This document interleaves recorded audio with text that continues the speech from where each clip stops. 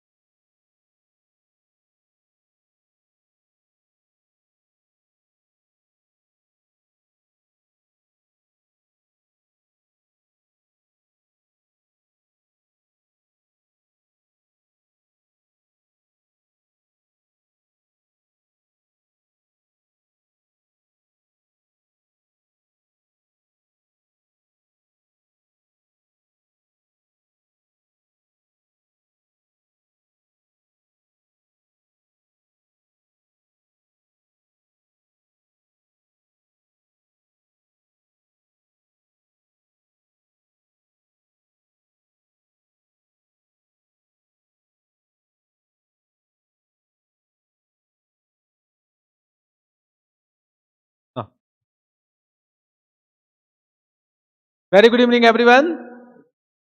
How are you all? Everyone fine. Last class we completed in days 37. We completed in days 37. Now, have you done the questions, remaining questions of in days 37? In that any doubt? Have you got any doubt? No doubt. One question I think doubt should come. You have done whatever questions I have given. Not done or done? So bolo. One question I think doubt should come. If doubt is not coming means you have not done. Let me take that question by my own only. Even though you are not asking doubt, but let me take that doubt. Come to India 37. Now, today you have received question bank also. Got it? Come to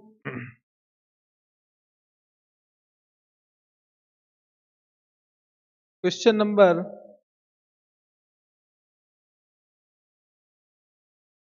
23. 23. X Sugar Limited has entered into a sale contract of rupees 3 crore with Y Chocolate Limited. India's 37, question number 23.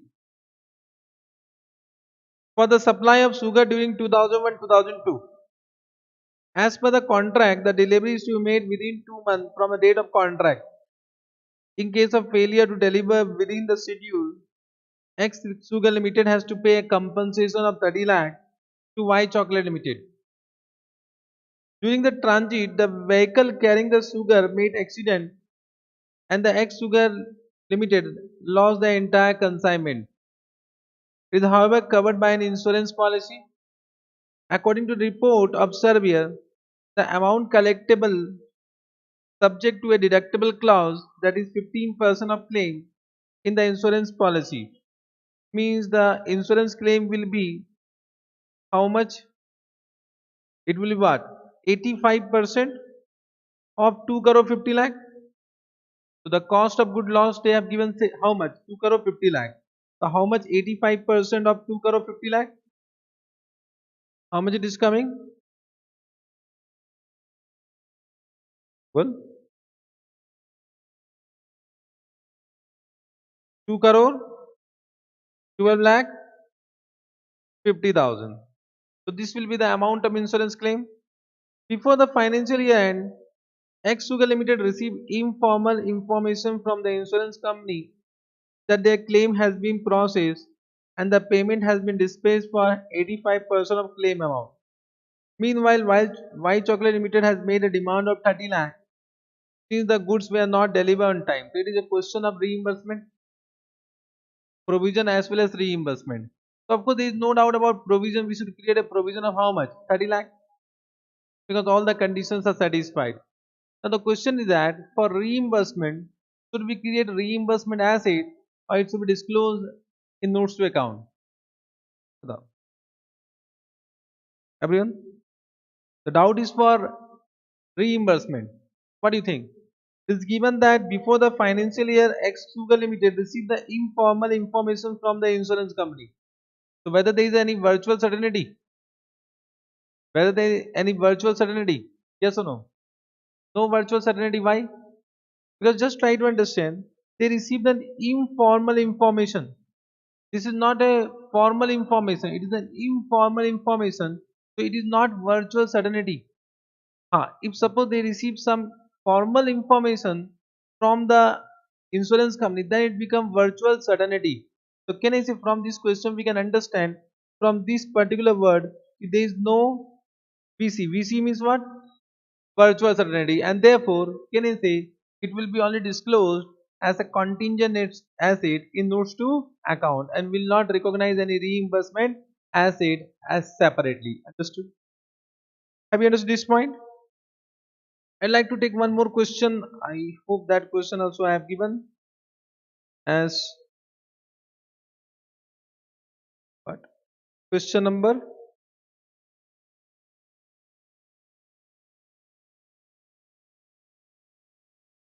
More question I have given now.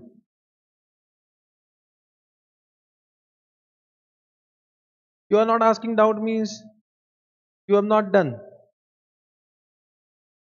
In question 23, whether there was any doubt, you have done that. Question 23. Have you understood by your own? Huh? You have understood by your own? No, no, no, not understood. You are saying lie.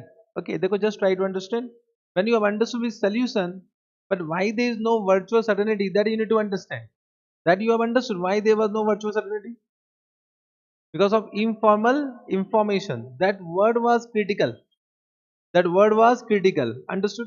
Because some what will happen as a CA final student, you will understand every question by reading solution. Believe me, you will understand every question by reading solution. But have you understood why actually that solution is?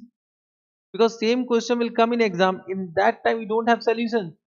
You write solution by your own now.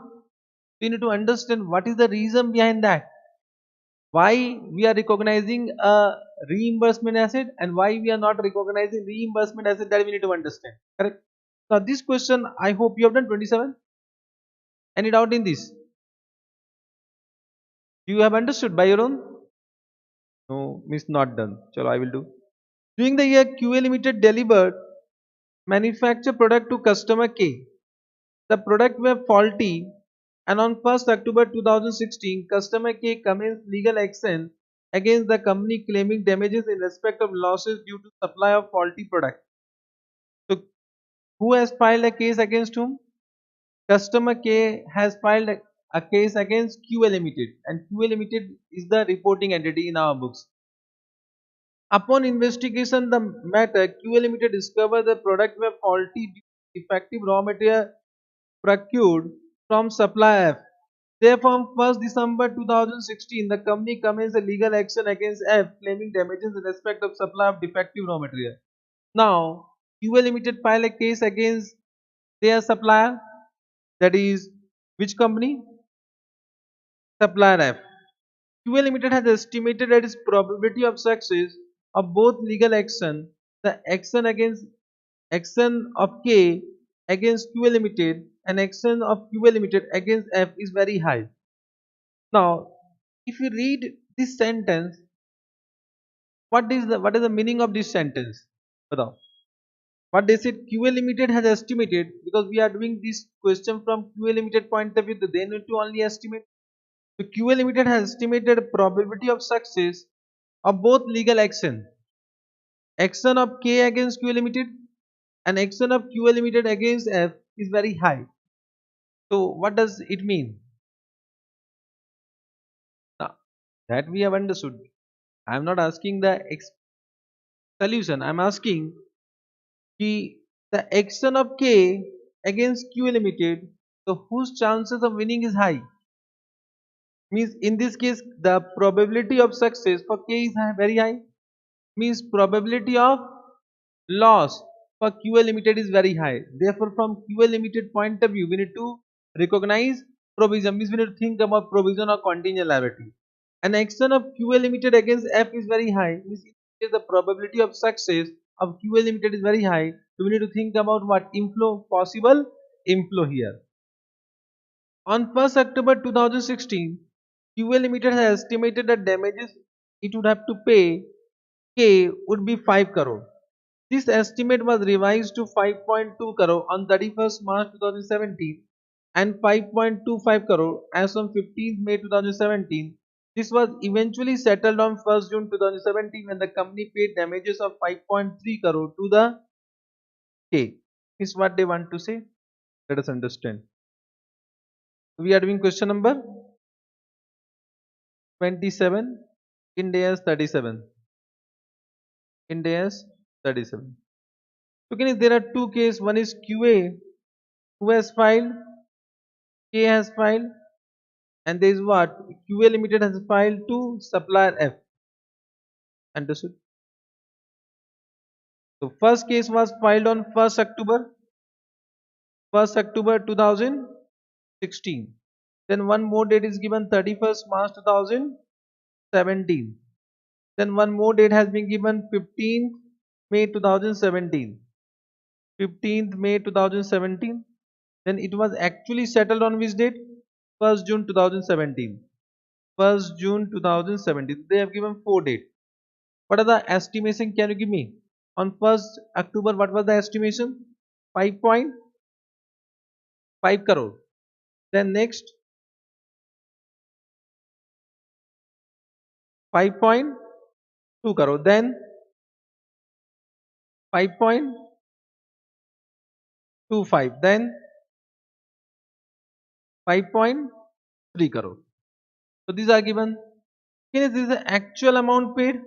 This was actual, and these all were estimation. These all were estimation. Similarly, for the second case, they have given the possible inflow also. So what they have given, check करेंगे. On 1st December 2016, the QA Limited had estimated it would receive damages of 3.5 crore from F.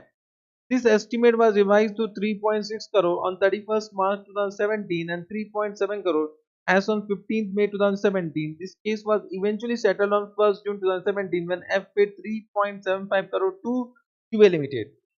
So can you see they have given for 1st December 2016, then same date 31st March, then 15th May, and then 1 June. What are the estimation given? First 12, how much given? 3.5, then 3 point, then 3 point, then actual how much received? 3.75. So this is actual, this is estimation, this is estimation, this is estimate. Understood? Correct? Then what is given? Check करेंगे. QA Limited had in his financial statement for the year ended 31st March 2017 provided rupees 3.6 crore as the financial statement were approved by the board of directors on 26th April 2017. So QA Limited in their financial statement for the financial year ended 31st March 2017 provided rupees 3.6 crore. They have already provided, means they have already recognized asset. Provided means they have already recognized an asset of rupees 3.6 crore, and they have given date of approval is 26 April. So date of approval is somehow here 26 April. Understood? Means one thing is clear that any information after date of approval is not relevant. So okay, this information and this information is not at all relevant. Means for answering for your solution, any information after date of approval, now we have done an India's 10, so this is not at all relevant. Means either you should think about this estimation or you should think about this estimation. Now what they have asked first, whether the company is required to make provision for the claim from customer K as per the applicable Indias. Yes, it is required because all the condition has been satisfied. If yes, please give the rationale for the same. We should write down that three condition: present obligation arising from past event, outflow of resources is probable, and reliable estimation can be made. Second, if the answer to A above is yes, what is the entry to pass in the books of account as on 31st March 2017? Give brief reasoning for your choice. So, journal entry PL account debit to provision. What amount? But the amount should be what? PL account debit to provision. What amount? Amount should be 5 crore or 5.2 crore. 5 crore or 5.2 crore. 5.2 crore because can I say provision will be created on reporting date, so the estimation on 31st March is relevant. So can I say we should create a provision of 5.2 crore, and can I say this amount is payable within 12 months. It will be current liability, non-current liability. Current liability, non-current liability. I hope from CA into current liability, non-current liability. However, we'll do the definition of current liability and non-current liability in CA final also in days one coming soon in your life. But based on CA into current, non-current. So can I see it will be current liability because it is payable within 12 months. Payable within 12 months. So Jana entry PL account debit to current liability we can see. So which option is correct? The option number C is correct. Statement of PL to current liability 5.25 crore, 5.2 crore. So this, sorry, not this option, I mistake. 5.2 na. So option number A is correct. Option number A is correct. Understood. This also you have understood. Now last point.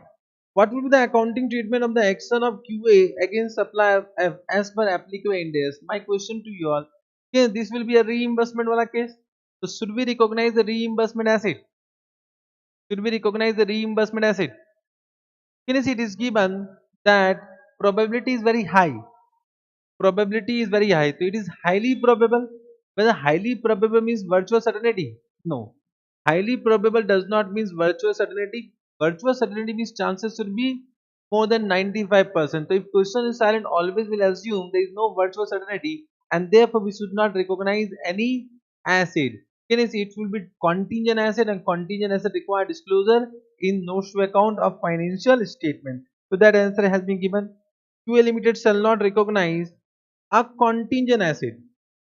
However, from my point of view, the answer should be QS Limited should not recognize a asset because we don't recognize contingent asset. We recognize only a asset. But this is suggested solution. We can rectify.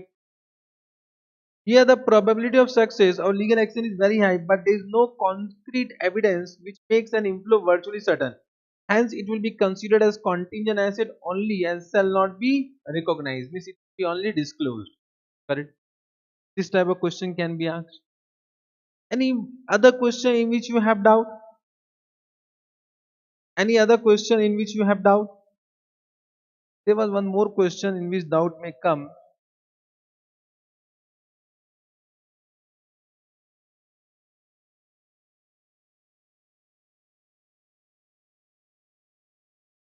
Chalo. Question 15. This question I have not given last day. So of course you have not done. Can we read? X Limited is operating in telecom industry during the financial year 2001-2002. The income tax authority sent a scrutiny assessment notice under section 143 subsection 2 of Income Tax Act 1961. You know 143? Scrutiny assessment? Even though you don't know, nothing to worry. In respect to the return filed under section 139 of the Act of previous year 2000-2001, assessment year 2001-2002, and initiated an assessment proceeding on account of deduction claimed by the company which the view of authorities was inadmissible. During the financial year 2001-2002 itself, the assessment proceedings were completed and the assessing officer did not allow the deduction and raised a demand of 1 crore against the company. So they raised a demand, means this amount is payable. The company contested such levy and filed an appeal with the appellate authority. At the end of financial year 2000-2002, the appeal had not been heard. The company is not confident. The company is not confident whether the company would win the appeal. However, the company was advised by its legal counsel that on similar matter, two appellate authority on different jurisdiction had given a conflicting judgment, one in favor of SEC and one against the SEC. The legal counsel further stated that it had more than 50% chance of winning the appeal. Please advise how the company should account for this transaction in the financial year 2001-2002. Now, as per the company, they were not confident. But as per legal advisors, they are saying the chances of winning is more than 50%. Now the question is that should we recognize a provision or we should not recognize a provision? Should we recognize a provision or we should not recognize a provision? Have you understood the question? As per management, they are not confident. But as per legal advisor, they are saying that there is a high chances of winning the case based on two similar case which has been decided. One was against the company, one was in favor of company. Now the question is that we should create provision or we should not create provision. We should recognize provision or we should not recognize provision. What do you think? We should recognize or we should not recognize? Can I say always we should give first preference to whose opinion? Management opinion?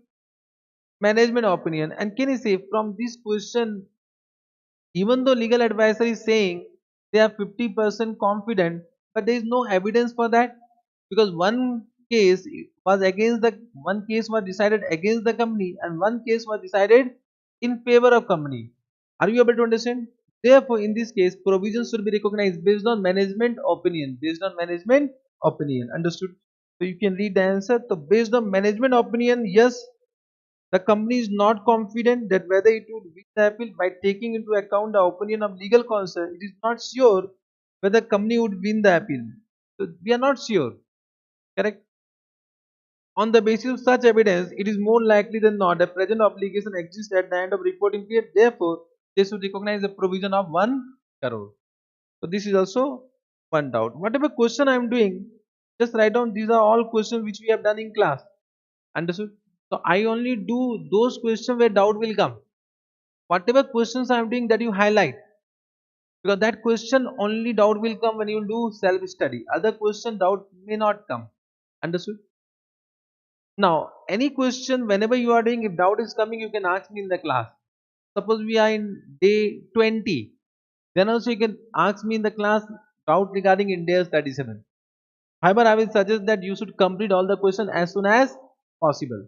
With these questions done, then we started with chapter in day 10. In day 10, we have done how many examples? I think 13 examples we have done. 13 examples. In that 13 examples, any doubt? Because if you have done revision, then doubt will come. Otherwise, doubt will not come. So of course, if you are not asking doubt, it means you have not done revision. Correct? How many have done revision last day? You have done revision? How many hours? 1 hour? Chalo. You have not done? Done. You have done? Not done. You will do after your marriage? This revision will you will start after marriage or before marriage? Before marriage. Okay. So, chalo. Now, so if you have done revision, any doubt in that 13 examples? No doubt? Chalo. If no doubt, let us read whatever we have done. So we have already done types of event. Types of event: adjusting event, non-adjusting event. Adjusting event are those events which provide evidence of the condition existing on reporting date. Non-adjusting event are those events which relate to any condition which arises after reporting date. Adjusting event will be adjusted in the current financial year, current financial statement. However, non-adjusting event only require disclosure if the amount is material.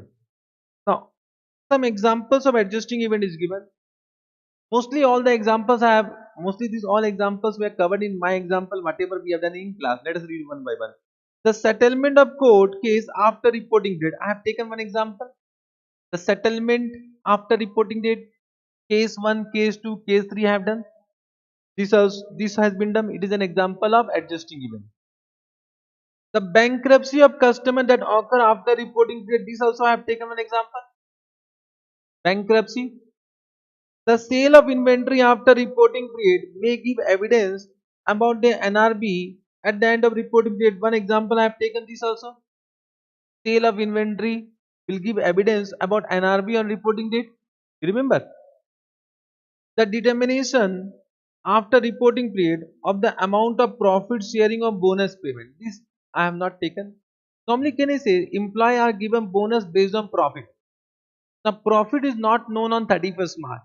Can I say actual profit will be known only on approval of financial statement? Okay, before approval of financial statement, we know the actual amount of profit, and bonus is based on that profit.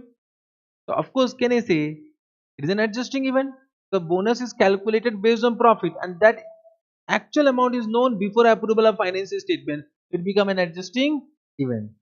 The discovery of fraud or error that shows that financial statement are incorrect. So any fraud and error means any error in the draft financial statement. Can I say will be discovered by the auditor? Will be discovered by the auditor. So it is an adjusting event only because we need to adjust that in our financial statement. Correct? Can you see in Bachpan you have done trial balance, from trial balance you used to prepare final account. So trial balance, they used to give trial balance with adjustment. Adjustment number 1, 2, 3, 4. These are nothing but adjusting event na. So all the adjustment in your basic initial classes, your class 11, class 12, CA foundation. If you remember trial balance with adjustment. So that adjustment was nothing but based on AS4 and Ind AS 10 only. Am I right or not? Means you are doing that adjustment from Bachpan. But that time nobody inform you. What is this? That time nobody inform you na. Understood? Yes sir. So this, however, this I will once again discuss this particular point when I will take Ind AS 8. So refer Ind AS 8. So error and fraud once again I will discuss under Ind AS 8. Then examples of non-adjusting event. Decline in market value of investment. So any decline in market value of investment can is a subsequent event that arises due to condition arising after reporting date. Major business combination. Any business combination, one of the example of business combination is amalgamation. So amalgamation after reporting date arises after reporting date. It has nothing to do with adjusting event. Announcement of plan to discontinue operation. This example I have taken. Example number 12 last day. Announcement of plan to discontinue operation. Already I have taken this example. Yes sir. But this is important from examination point of view. This point number C. Major purchase of asset. Any asset whatever you purchase after reporting date is a non-adjusting event. Is a non-adjusting event. So whatever asset you are purchasing, that will be a non-adjusting event. Then classification of non-current asset as held for sale after reporting date. Already I have taken one example, but I said refer Ind AS 105. Means this particular point number you will understand when we will do Ind AS 105 coming soon. When I will do Ind AS 105, once again I will come to this chapter. Don't worry. Means I will always link with all previous chapter whatever I have done. Then changes in foreign exchange rate. Can I say any changes in exchange rate arises due to condition after reporting date? So of course it will not be also adjusted. Correct. Major litigation after reporting date means any litigation after reporting date, not settlement. Settlement of litigation will be adjusting event, but any new litigation after reporting date will be what? Always non-adjusting event. Understood? So already you can see more or less many examples I have already taken. Correct. Now a special case. I say there are how many special case? 3 special case. Out of these 3 special case, 2 special case was already covered under AS4. Means in this Ind AS there is one new special case. This is point number A. Long term loan. Long term loan. Let me explain what they want to say. So we are doing a special case. Special case means what? Only to apply the concept now. Special case. Point number A. Now just try to understand. Suppose this is 31st March and this is date of approval. Now suppose you have taken a long term borrowing from a bank. This is a bank loan. This is a bank loan. Now, as per the contract with bank, if any breaches happen, means if there is any breach of contract, means if the entity default, understood, on or before 31st March, on or before 31st March, means breach happen when? Breach happen before 31st March. Okay. Then, as per the contract, loan will be payable on demand. Loan will be payable on demand. Understood? Means initially it was a long term loan. Suppose the loan was given for 5 years. But if any breach happened on or before 31st March, so as per the contract, that loan will be repayable on demand. Means when bank will demand, the entire amount will be paid. It will become loan payable on demand. Means initially it was non-current liability. Initially it was non-current liability. But once it become payable on demand, it will become what? It will be classified as what? Current liability. Now, sir, why it will become current liability? So that is as per definition given under Ind AS 1. So this why it is current liability, just write down refer Ind AS 1. Right now you need to assume that yes, it is a current liability. Because right now I am not teaching what is the meaning of current liability. Understood? So of course one doubt will come, so why it is a current liability? So any loan which is repayable on demand, so why it is a current liability? One doubt will come now. So that you will automatically understand when we do the definition of current liability under Ind AS 1. But have you understood the case? Any long term loan, correct, if any breach happen on or before 31st March, that loan will now become loan payable on demand. Therefore, it will be classified as what? Current liability. Now, then what Ind AS 10 says that if bank agreed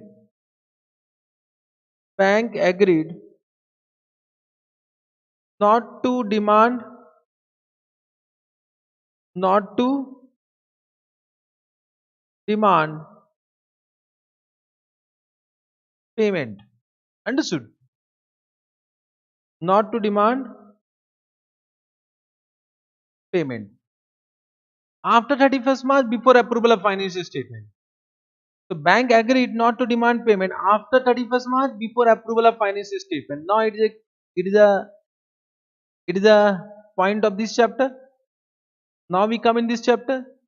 Now the question is that if bank agreed not to demand payment, whether it will be an adjusting event or non-adjusting event. When you are saying adjusting event, then current will not be current, it will be classified as non-current liability. If you are saying non-adjusting event, it will be classified as current in financial statement. Understood? So what do you think? It is an adjusting event or non-adjusting event? Adjusting or non-adjusting event? Adjusting or non-adjusting event? First, adjusting or non-adjusting event? What do you think? How many are saying adjusting event? How many are saying non-adjusting event? How many are saying, sir, head and tail? Head adjusting, tail non-adjusting. Like this? Bolo. So how many are saying adjusting? So adjusting event is correct. It will be an adjusting event. But non-adjusting event is also correct. Both are correct. Adjusting event is also correct. Non-adjusting event is correct. But adjusting event is as per Ind AS 10. And non-adjusting event is as per IAS 10. But in your exam, you will answer as per what? Ind AS 10. So this is correct. This is not correct. Huh? As per International Accounting Standard, it is a non-adjusting event. And this is the first carve out. You remember carve out? carve out. So this become what? A carve out. A carve out. Can you say adjusting event, no explanation required? As an Indian, though, you will say what? Adjusting event only. So I think no explanation required for adjusting event because bank agreed before approval of financial statement. And if bank agreed before approval of financial statement, they will not demand. So actually now it is no more loan repayable on demand. Are you getting what I am saying? And therefore it should be non-current, not current. So therefore it will be an adjusting event. But one doubt will come, sir, why internationally it is considered as non-adjusting event? So what means actually internationally it was non-adjusting. In India we change it. So the question should be, sir, why India we have changed it? Why under India's different accounting treatment was taken into consideration? I already said carve out, and carve out is nothing but based on economic condition prevailing in India. Now in India, it is a banking system is not so much strict. Banking system is not so much strict. Are you able to understand? And therefore, in India, normally such circumstances arises. The bank normally waive off. It was actually a breach, and then before approval of financial statement, what happened? Bank has given a waiver, na? Nothing to worry. We will not demand. So normally, this happens in Indian banking system. You know about Indian banking system or about many cases. I'll not say any name. The recording is going on now. Are you getting? But you know, they take loan and then flew to what? Other countries. So it happens. So in India, banking system is not so much strict, and therefore these circumstances normally happen in India. Means it is not a rare situation, and therefore bank wave, okay, it become an adjusting event. But internationally, banking system is very much strict. It is a rare situation.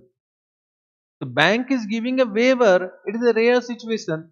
Means on 31st March, can I say practically there was no condition that it will be waived. Internationally, think about internationally, it is a rare situation. Are you getting what I am saying? Internationally, it is a rare situation. So actually, there was no condition of waiver. Means something actually happened that bank has waived it. So because there was no condition of waiver internationally, therefore it is what? Non-adjusting event. But India, normally the condition of waiver may arise on reporting date, because normally bank will give waiver for such type of breach. Understood? Therefore, in India, as per the economic condition prevailing in India, it has been considered as adjusting event. But internationally, it is a non-adjusting event. Understood?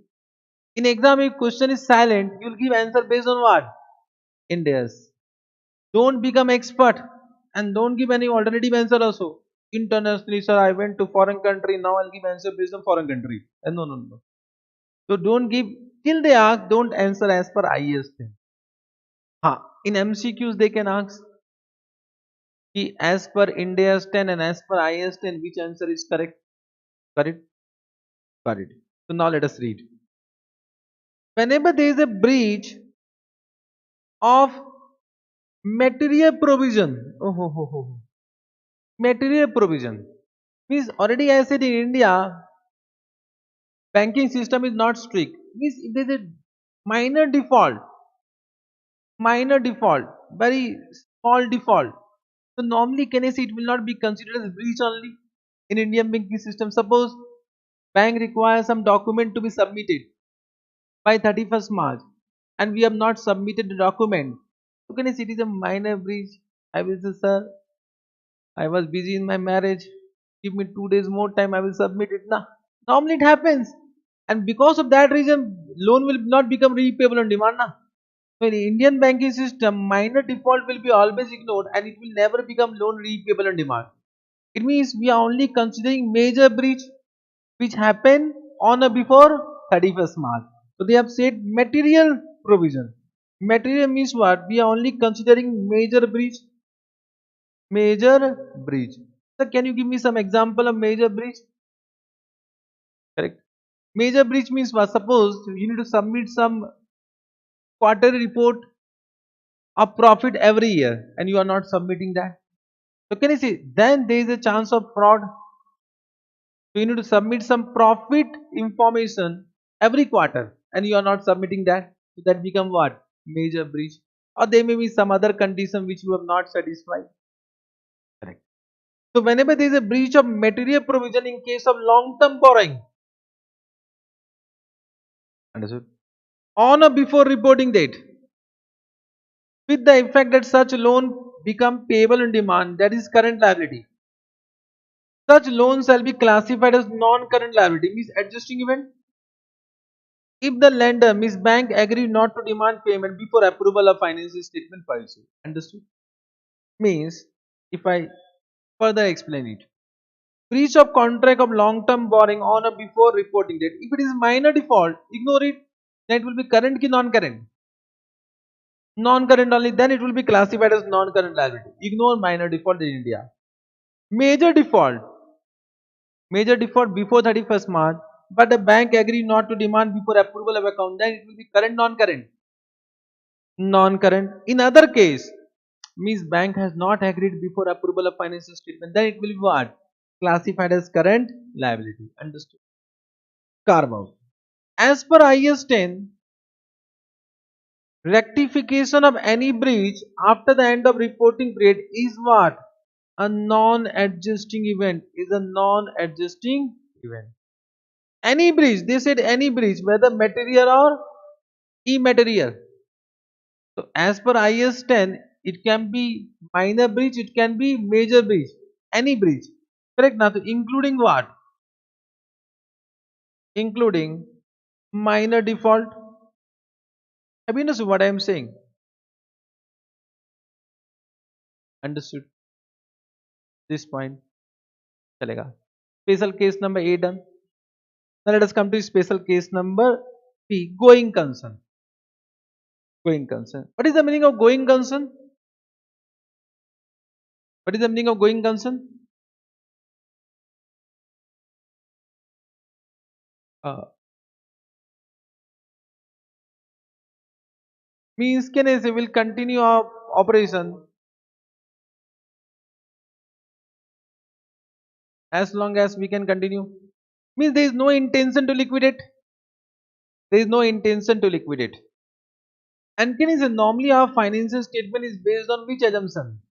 Means we prepare our financial statement based on going concern assumption. Correct? Understood?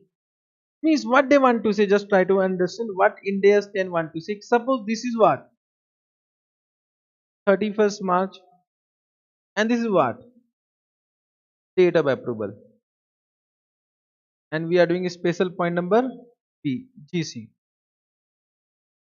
And before approval of financial statement, fire occurred. Understood? And there is a use loss.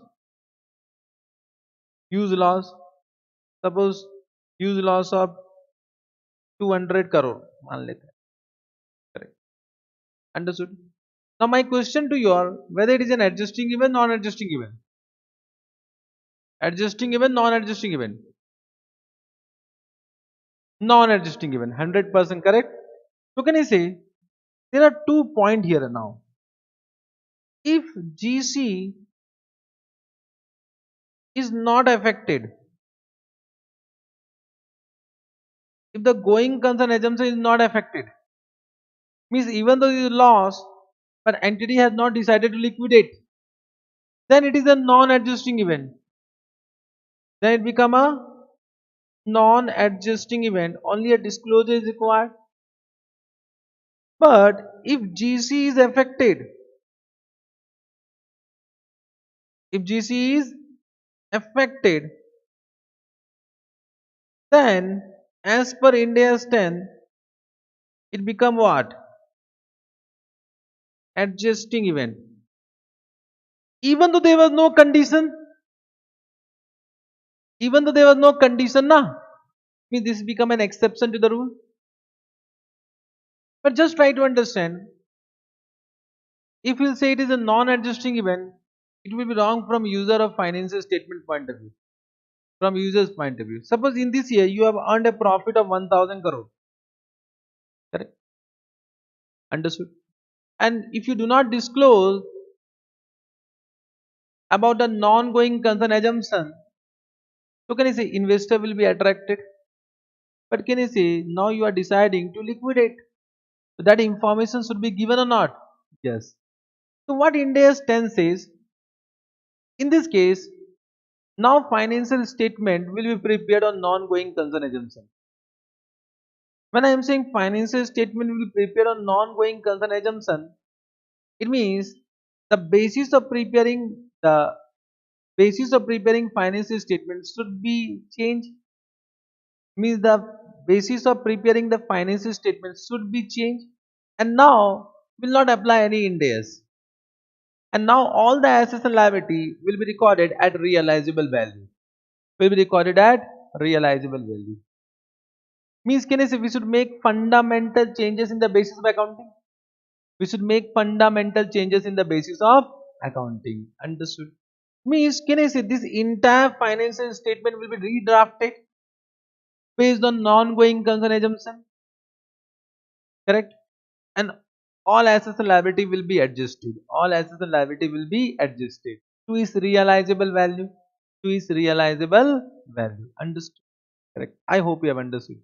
Same point you have done where? In AS4. If you remember, because this was an important point from CA inter exam point of view. So what they want to say? An entity shall not prepare financial statement as per going concern. Entities shall not prepare their financial statement as per going concern if it intend to liquidate. If there is a intention to liquidate, because right, right now they have not liquidated, but there is an intention to liquidate in some year, or ceases trading, or they have intention to cease trading, or they have no realistic alternative but to liquidate. Means they do not have any other option but only to liquidate. They have only one option to liquidate. For example, government has put restriction on plastic industry. Now they are profit making. They have no intention to liquidate, but now they have no option. They have only one option to liquidate. So it means going concern assumption is affected. Understood? So in these three cases, whenever they have an intention to liquidate, whenever they have an intention to cease trading, whenever they have no other option but to liquidate, it means financial statement will be prepared on non-going concern basis. If the going concern assumption is not appropriate, that become invalid after reporting date, but before approval of financial statement. Ind AS 10 require fundamental changes in the basis of accounting. Fundamental changes in the basis of accounting. AS4 used to say only do adjustment, but Ind AS 10 is saying we should make a fundamental changes in the basis of accounting. So can I say there is some difference in the wordings? There is some difference in the wording. So this become one difference between what AS4 and Ind AS 10. Rather than adjustment to financial statement, rather than only adjustment to financial statement, they said we should make a fundamental changes in the basis of accounting. Correct. Now, as per Ind AS 1 coming soon in your life, Ind AS 1 says that whenever you prepare financial statement on non-going concern basis, following facts will be disclosed. So, if financial statement are not prepared on going concern basis, we should disclose the following facts. First, fact we should disclose that we are not preparing financial statement on going concern basis. Second, basis of preparing financial statement. What basis you have taken to prepare financial statement? For example, assets and liabilities should be are now recorded at realizable value. That is write down. And reason why entity is not regarded as going concern. Understood? Have you understood? Now, when I say fundamental changes in the basis of accounting, so this has not been given anywhere. What basis will take into consideration for preparing financial statement? But as per industry practice, means as per industry practice, now it means the assets and liability will be now recognized at what? Recognized at realizable value. Have you understood this point? Understood? Correct. I will take one question. See how to prepare balance sheet based on non-going concern assumption when I will do chapter number 1. Just you write down refer chapter number 1 for question. That will be the last chapter. I mean, right now I will not discuss because under Ind AS 10 there is no question based on this. But when I will do chapter number 1, conceptual framework, the name of the chapter is conceptual framework. In that chapter I will take one question. How to prepare balance sheet on non-going concern basis. Got it? But I hope you have understood this entire para. Means to illustrate one second, to inform you one second, even after reporting date. If going concern is not valid, then it become an adjusting event. Means fundamental changes in the basis of account is required, and now disclosure is required as per Ind AS 1, not as per Ind AS 10. Understood? So disclosure is required as per Ind AS 1. If going concern remain valid, then it is a non-adjusting event. So non-adjusting event, so disclosure is required if the amount is material as per which Ind AS. So this is as per Ind AS 10. Have you understood this point? Correct. This also you have understood. Last special case, proposed dividend. Proposed dividend. You all know about proposed dividend. Proposed dividend means right now we are referring about equity dividend or preference dividend. Equity or preference? Proposed dividend. So normally we propose equity dividend. Now my question to you all, this dividend is proposed before approval of financial statement or after approval of financial statement? Means it is proposed by board of directors or shareholders? Board of directors means before approval of financial statement. So can you say this dividend whatever we have proposed, that is for which financial year? Current financial year, na? Means what actually happened, this is the financial year and this is what date of approval. So before approval of financial year, rate of dividend will be proposed for this financial year, na? For this financial year. The question is that should we recognize this proposed dividend as a liability?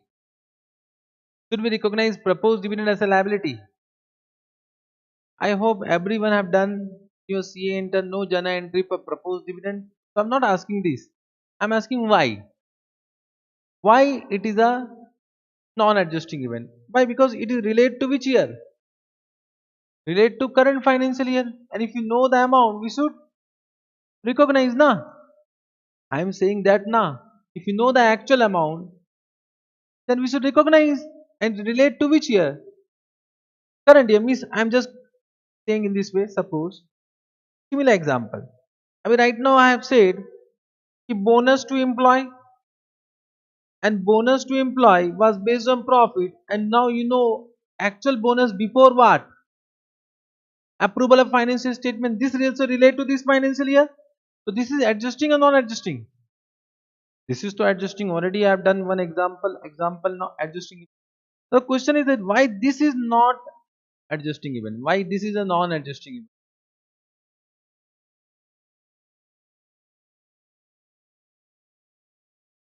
Have you understood my question? You know no journal entry from CA enter because you have done company final account. Every teacher will say propose even no journal entry.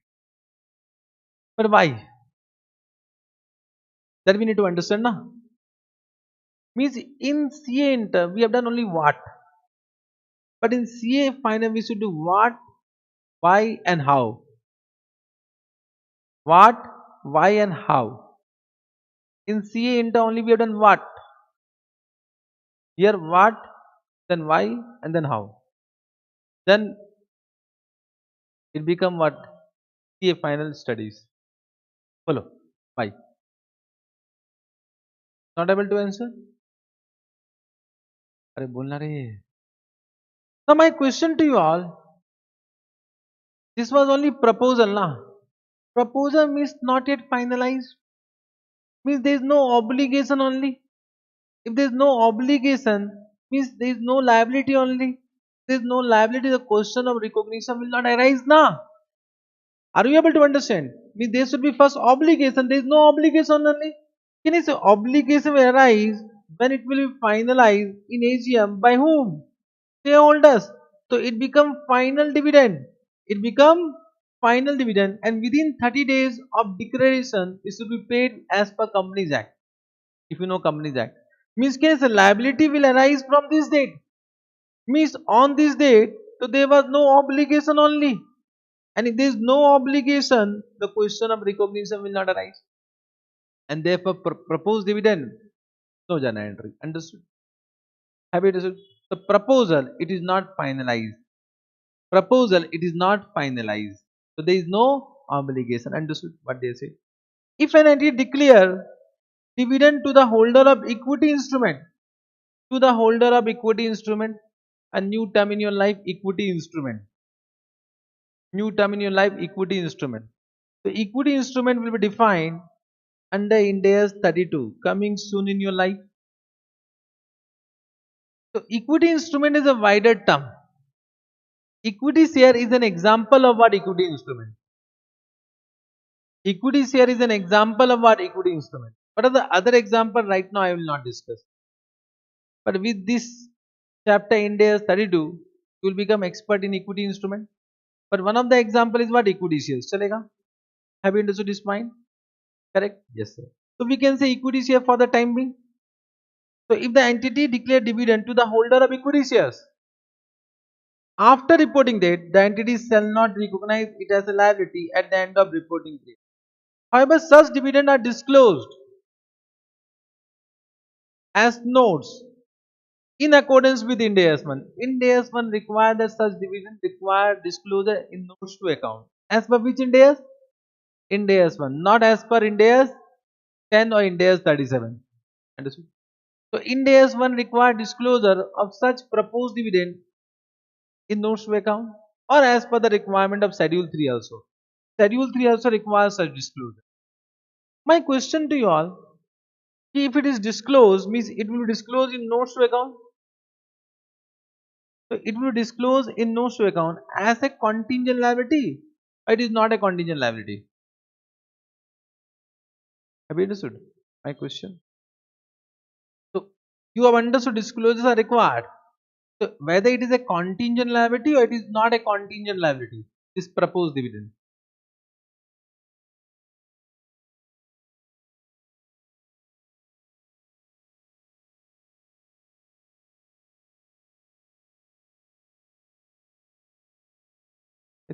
Now you should answer because we have done Ind AS 37. And if you are not able to answer, means you have not understood Ind AS 37. Simple. I will cross check at each point whether you have understood that chapter or not. So I have done, but you might have not understood.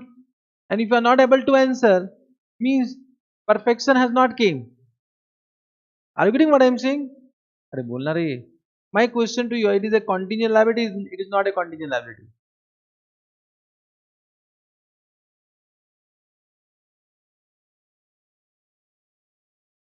Actually, what is happening?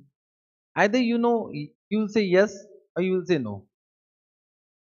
Either you will say yes, it is a contingent liability, or you will say no, it is not a contingent liability. Two answers are there. अरे बोलो yes or no. Now either in your mind yes is coming, or in your mind no is coming. I don't know what is coming. But if you are not answering, means you are doubting about yourself. You have a doubt about your personality. Because of that reason you are not saying na. अरे बोलना रे. You are doubting about yourself. Don't doubt. Don't have any doubt. Whatever is coming in your mind, give answer. 90% your answer will be correct. 90% your answer will be correct. But it is a contingent, it is not a contingent liability. Bolo. It is contingent, it is not a contingent liability. Bolo. Correct only, it is not a contingent liability because there was no obligation only. Ind AS 37 chapter will start with obligation. Nah, already I have informed you, there is no obligation, there is no obligation, there is no contingent liability. So this is not a contingent liability. So this is disclosed only as per the requirement of Ind AS 1. If it is a contingent liability, then I would have said Ind AS 37. Then disclosure required as per Ind AS 37, not as per Ind AS 1. So therefore it is not a contingent liability. Understood? So your answer was correct only. So you should say yes only, not directly say yes. Don't hesitate. Don't hesitate. In exam you have 3 hours to answer. Don't hesitate. Whatever you know, just write down. 90% time your answer will be correct. Correct? And if you are not writing, then also it is wrong only. Now, so better write and do wrong. And what is more appropriate? If you one question have been asked, you don't write, you are getting 0 marks. You write and it is wrong, then also 0 marks. But there's chances that you get 1 marks out of 5. They may give 1 marks. So which is more correct from exam point of view? Leave it. Write some wrong answer. Write some wrong answer na, which can be correct also, that you don't know right now. So better write na. And 1 marks is very important. You all know 1 marks 199. Ask those students who score 199. They know the importance of what? 1 mark. Ask those students who got 59, have not reached to exemption. Ask those students who got 39. They know the importance of what? How many of you got exact 200? देखो. There are some students who got exact. So he has done party that time. Pakka party na? So he also know the importance of what? 1 mark. 1 mark either 6 months. Understood? Chalo. So 3 special point we have done. 3 special point we have done. Now disclosure requirement is very easy. What are disclosure requirement? Date of approval of financial statement for issue. So now as per Ind AS 10, we need to also disclose date of approval. However, this was not required as a disclosure in AS 4. We should also give who has given approval, means the person who has given approval, means director name who has given approval. We should also give entity's owner or other who has a power to amend financial statement after issue. This one I have seen as a special power in articles of association. Owner or any other person may have a power to open the books of account. That person name is also required. These disclosures were not required in AS4. So new disclosure under Ind AS 10. Then updating disclosure about condition existing on reporting date for adjusting event. I have given one example last day, contingent liability. Some adjustment was required. It was an adjusting event, but we need to update the disclosure requirement. You remember? So sometime we should update the disclosure requirement for adjusting event. One example I have given about contingent liability. Amount has been changed. That is also adjusting event. So updating disclosure about condition existing on reporting date for adjusting event. Non-adjusting event, if material following disclosures are required. First, nature of the event, then estimate of its financial effect, and if can't be estimated, facts should be disclosed. Facts should be disclosed. If we cannot estimate the amount, then disclose the fact that we are nalayak and we are not able to estimate it. The nalayak means we are not able to estimate it. Understood? Correct. Difference between Ind AS 10 and AS 4. Ind AS 10, non-adjusting event. So non-adjusting event require disclosure in notes to account in financial statement. However, AS4 it require disclosure in the report of approving authority, director's report. Bakwas point. Bakwas point na. Going concern AS4 used to say only as an adjusting event means adjustment is required in assets and liability. But now Ind AS 10 says that fundamental changes in the basis of accounting required for preparing financial statement. And Ind AS 1 also requires certain disclosure. Ind AS 1 also requires certain disclosure. They require fundamental changes in the basis of accounting if going concern become invalid. Ind AS 1 also require additional disclosure. Disclosure Ind AS 10 more disclosure. AS just disclosure. This difference though will in every Ind AS. Correct. The chapter is completed but not completed. Means Ind AS 10 completed but actually not completed. There is one more point. What is that point that we need to understand? But up to this any doubt? So Ind AS 10 completed. Correct. Now all the question, because can I say already I have taken 13 examples.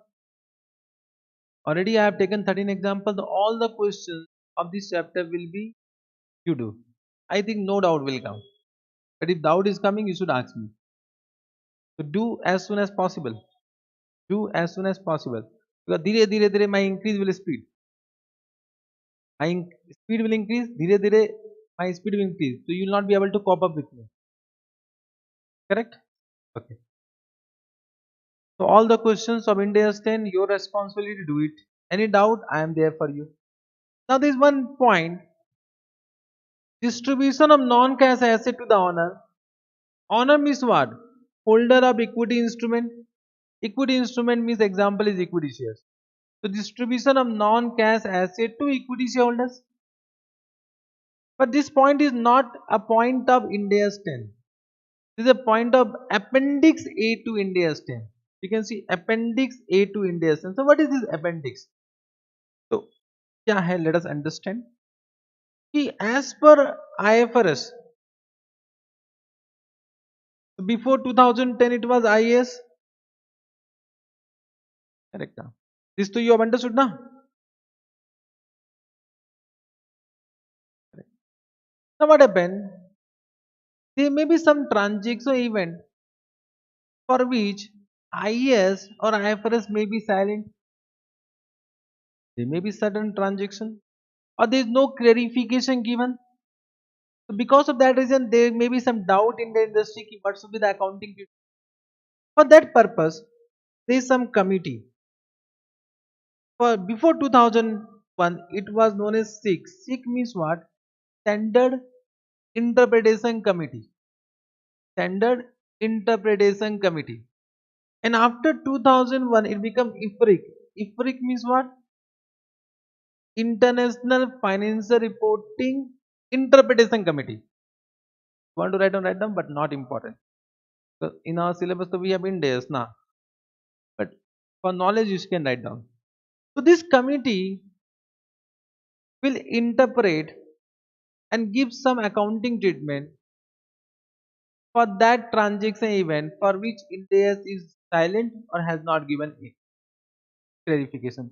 So these are known as interpretation. These are known as interpretation. So they will interpret na. Are you getting what I am saying? Interpretation. So either it is already given by SIC and now it is given by IFRIC. So SIC has been changed to what? IFRIC. SIC means what? Standard Interpretation Committee. IFRIC means what? International Financial Reporting Interpretation Committee. Now this interpretation was actually not a part of IFRS. Means it was given separately as IFRIC 1, 2, 3 like this. Understood? It was not a part of IFRS. It was given separately. Understood? But that can be also considered for accounting. Now when Indias was drafted, so this interpretation was added as an appendix to relevant Indias. So this interpretation become what? Appendix under what? Indias. Have you understood this point? Have you understood this point? So can you say appendix are nothing but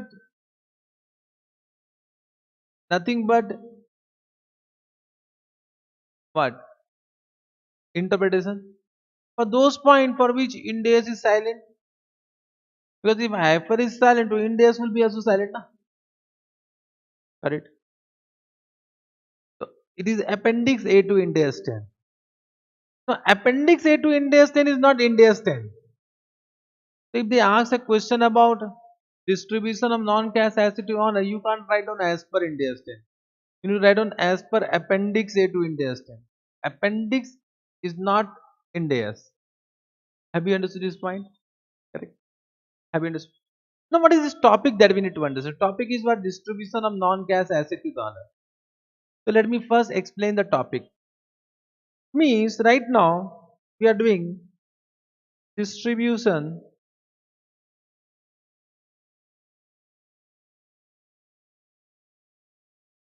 of non-cash asset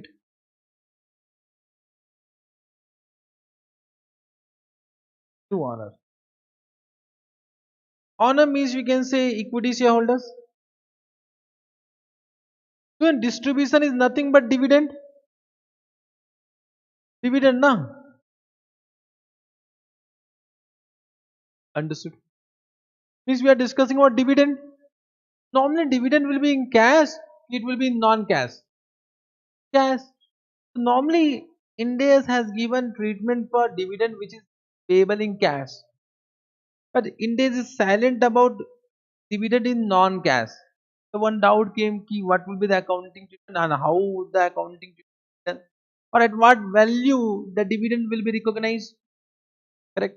This was a doubt. It means right now, can I say we are discussing about two party entity and owner. This owner is nothing but what? Equity shareholder. Now there can be what type of transaction between them? First, just write on this. The first type of transaction is what? Contribution. Contribution from whom? From owner. First type of transaction. Second type of transaction. Leave some space. I am also leaving some space now. So you should also leave space because I will write down something there. Second is distribution to what? Distribution to owner. And third can be what? Any other transaction? Any other transaction? Can you say any other transaction means it can be sale transaction, it can be purchase transaction, it can be loan transaction, etc. Understood? Now, you can see when I have said one, two, it is one way. When I am saying contribution, it is only contribution. Means when I suppose I am entity, you are equity shareholder. So I have received some amount from you, but there is nothing, no obligation to pay now. It become one way. Distribution. So I have given some amount to you, but no amount is receivable from you.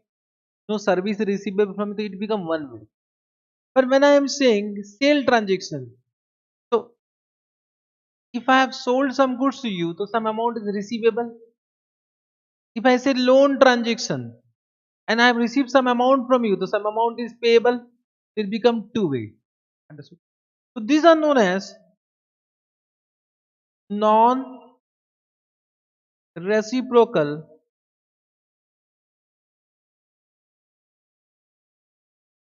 non-reciprocal transactions. Have you understood this point? And this is known as what? Reciprocal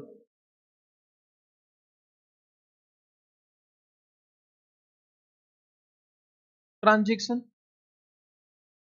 Are you able to understand what I am saying? Now this reciprocal transaction will be accounted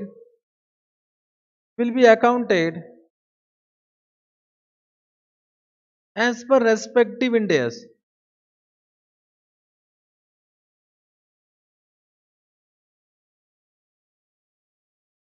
Means if I say sale transaction, it will be accounted as per Indias 115 coming soon. The purchase of inventory to Indias 2 will be applicable. Purchase of PP to Indias 16 will be applicable coming soon. All are coming soon. Means we are not discussing about this in this appendix. When I am saying contribution from owner, contribution can be in cash or can be in non-cash. Understood? Normally, can I say contribution is only in the form of cash? Normally. Are you getting? And if it is in non-cash now, so actually it is business combination. So business combination is dealt separately. Name is amalgamation chapter. In amalgamation chapter, business acquired and equity shares issued. So we receive what? Non-cash only, na? Normally it is an amalgamation chapter. So normally for this clarification was not required. And this is covered under Ind AS 32.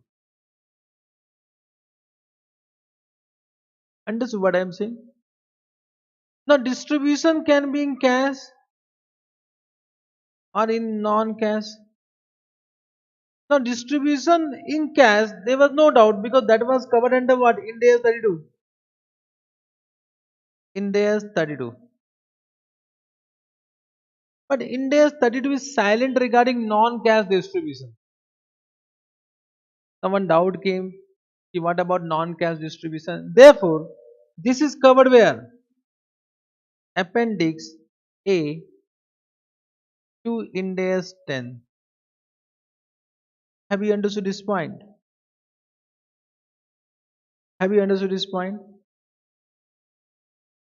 Correct.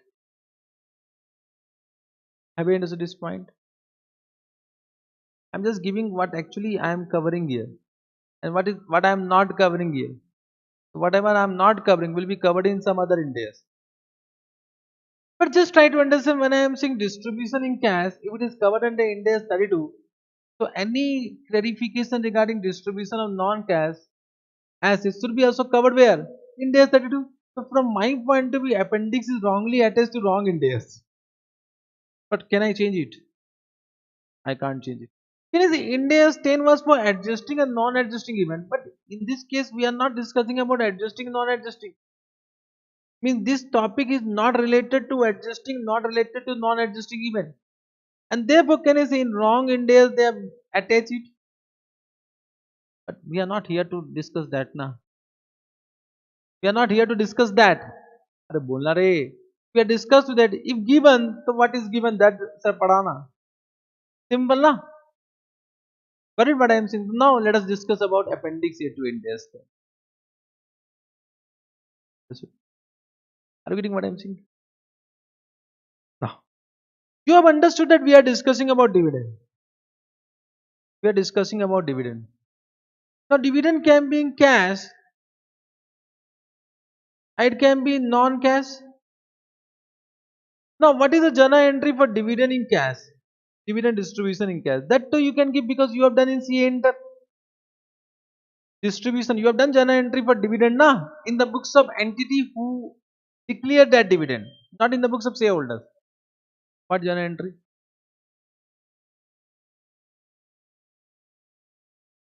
You don't say you don't know, huh? Huh?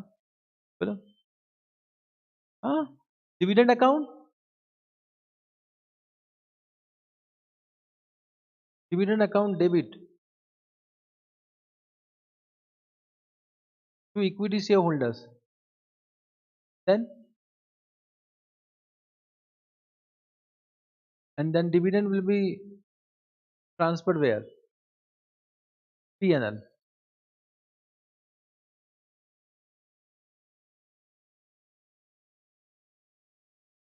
Dividend will be debited to PL, keep PL appropriation account. Dividend is this. Dividend is debited to PL or PL appropriation account. अरे बोलो भाई. देखो you remain silent, so I will understand that you have done nothing in C. This to you know. This you know the dividend will be debited to which account? PL appropriation account ना. अरे बोलना रे. Right now means what is journal entry? Journal entry is what? When you paid, so you will pass journal entry dividend account debit to bank, and then second journal entry will what? PL appropriation. Now PL appropriation account, a new name will give in CA final. We'll call it retained earning. So now in CA final we'll not use PL appropriation account because there's a lot of confusion of PL appropriation. So better we'll change the name only. चलेगा? So now we'll call it by retained earning. चलेगा? अरे बोलना रही. Retained earning. So retained earning and PL appropriation account are same. But we'll not use what? PL appropriation in CA final. Understood this is the journal entry. Journal entry is this. Means you can say directly one compound journal entry retain earning to bank.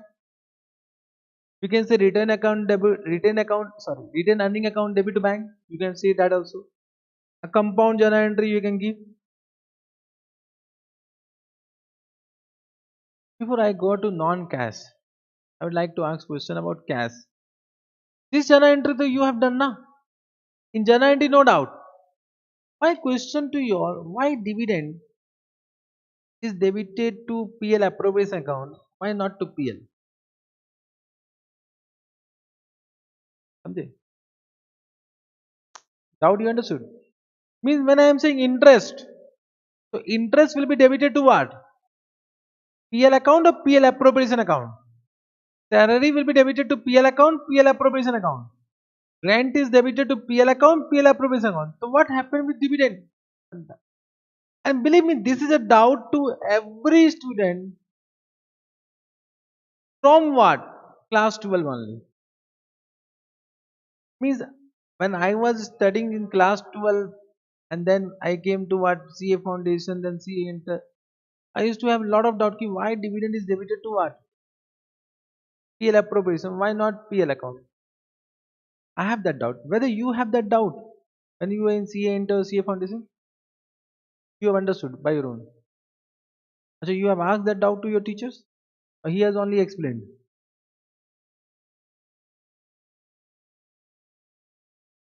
Are you able to understand what I am saying? बोलना है yes or no? So do you know? First, let me ask you: do you know why it is debited to PL appropriation account? If you know, then the perfection only. Then the story is over. Hello. Huh? It is not a business expense. Why it is not a business expense? Why it is not an expense?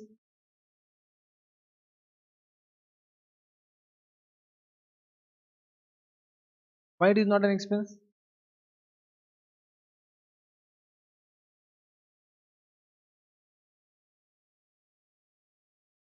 As a student, I will ask teacher why it is not an expense. Sir, please explain. The payment done na. Salary paid expense. Interest paid expense. So dividend paid not expense.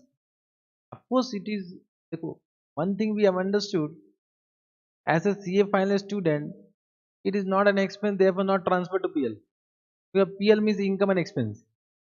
But why it is not an expense? That is the question, na?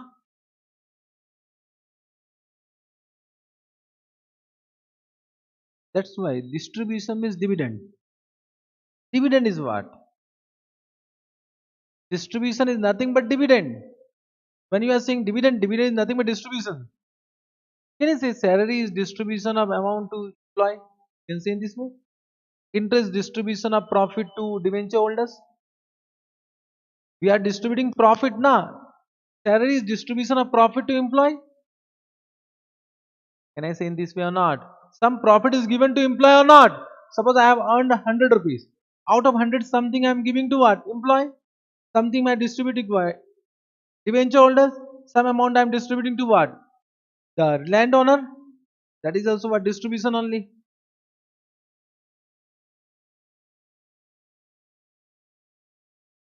बोलना रे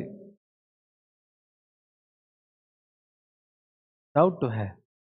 It means actually for that we need to understand the meaning of expense.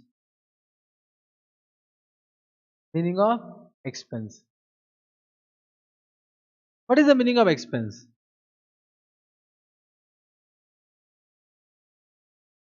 What is the meaning of expense? Understood what I am asking? What is the meaning of expense? Nobody has defined till now. Defined also you have not understood. I don't know it has been defined or not. What is the meaning of expense? Can you say as a CA final student you should know what is expense because expense means what SOPL? You should know the meaning of income, you should know the meaning of asset liability. Understood? Normally just try to understand why CA become complicated. Why CA become complicated? CA become complicated because of our Indian education system at class 11 and 12. We are the victim. In commerce now we are the victim. Not only you, I was also victim. When I studied class 11, 12 commerce, that time the education system was totally rattafication. Totally rattafication. And because of that reason, CA become complicated. Otherwise, if you have studied 2 years commerce, do you know about accounts? Then CA foundation, why we take multiple attempts? Because we are the victim of Indian education system at class 11, 12. Not only you, I scored 98 in accounts in class 12. Huh? But when I came to CA foundation, I understood I don't know nothing. I know nothing. But I realized it as soon as possible. I realized it with very early stage that I need to work hard for CA. Anyone from science background and then came to CA? You. Oh, there is one person. Believe me, as per my past experience, I have a 16, 17 years of teaching experience. And 3 year what? 4 year to student experience. It means 20 year to experience हो गया in this field.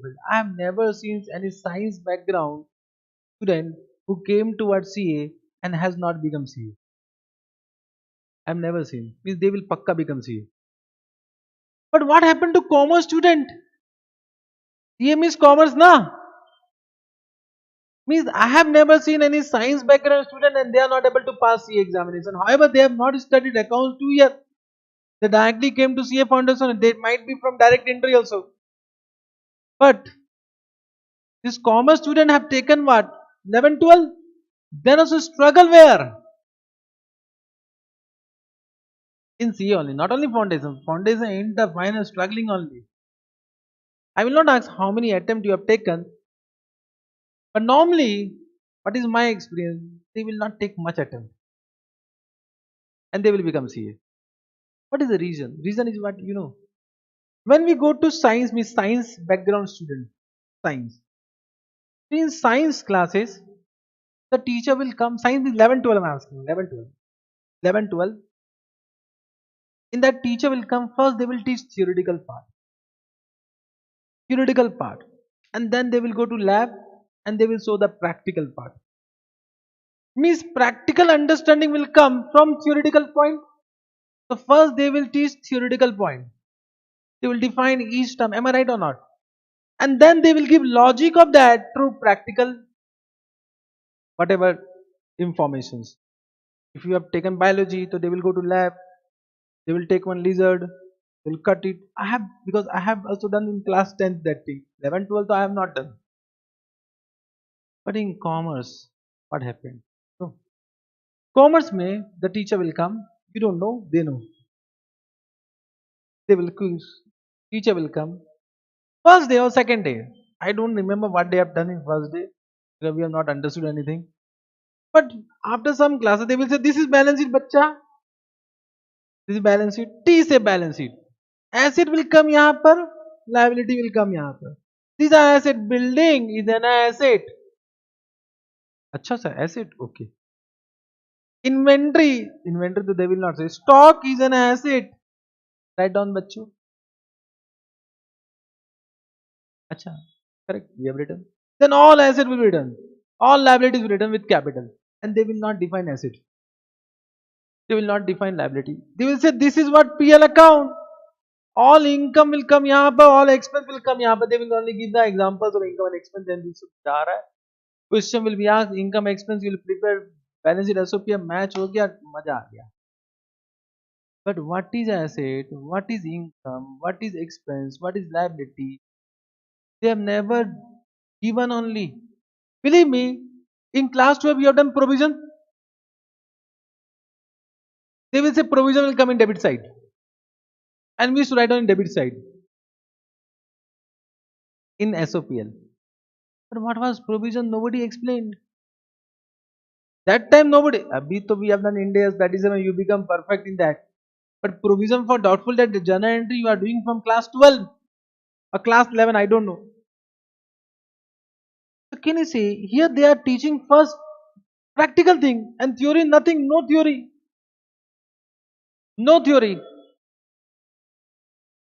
And we passed, we scored very good marks. Very good marks we scored. We understood, array, accounts was super. We realized in CA foundation, then what happened? So I will say we CA become complicated not because of us, because of our Indian education system in class 11, 12. And they can say we have now become an habituated of learning in that way from question solution without understanding concept. Same thing we repeat in CA foundation, CA enter multiple attempt come. But a science student now always will ask logic. Always will ask logic. Always. Means they I am saying because what happened when I was teaching initially. So normally I teach CA foundation with base. I forget whether you know we don't know. I'll teach from base. So CA foundation the commerce student will say, Arey sir, we know everything. We know Jana enters everything. But I know what you know at CA foundation level. So what happened that crowd, 60 students were sitting, my initial batch of CA foundation. CPT that time, sorry. So one student came, he was from science background. So I was teaching first day, second day, he was not able to understand anything. I was not knowing he was science background, but others were what? Understanding whatever I am saying because if I say real account, they know the rules na. If I say nominal account, they don't know meaning of real account, but they know what is the rules of real account. But that's what is real account? He came to me after second day. Sir, I am not able to understand. They are responding, not able to respond anything. I said, why you have not done accounts? Yes, I am science background. I become happy. I said, don't worry. I said, don't worry, huh? Give me 5 days. After 5 days, you say me whether you are understanding. Understood. He said for 5 days. Then he came. Sir, yes, now I am understood. Understood. He became CA in first attempt. Others, though, I don't know whether they continue or whether they are not continue. Difference. Difference is there. He want to learn with logic, but all commerce student has an habit to learn without logic. This you need to change now. And if you continue that in CF and a multiple attempt will come. Are you getting what I am saying? If you continue that, not only in FR, in other subject also, don't leave classroom without understanding. You have a right to ask n number of questions, and we have an obligation to answer that question. So you paid fees, na? Are you getting? So not only me, any teacher you exploit, huh? Exploit that teacher. Exploit the teacher till you understand. Sometime what happen when you ask irrelevant question, so we only meet after class because we can't disturb the class timing also. We need to complete the syllabus also, na.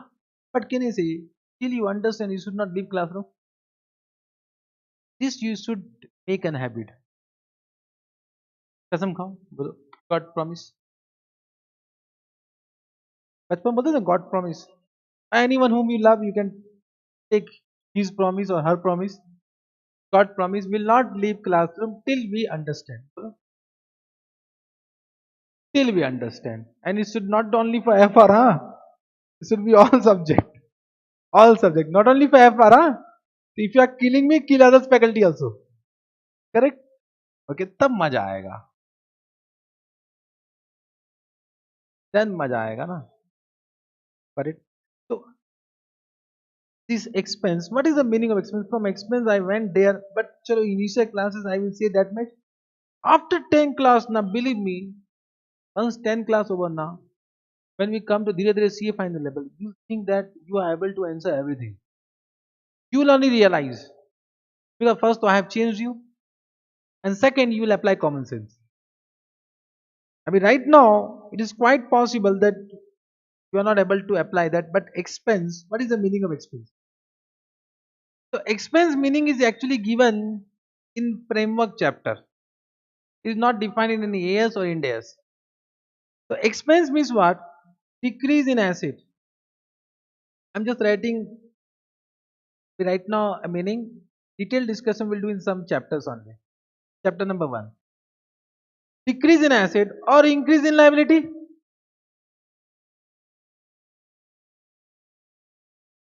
Correct.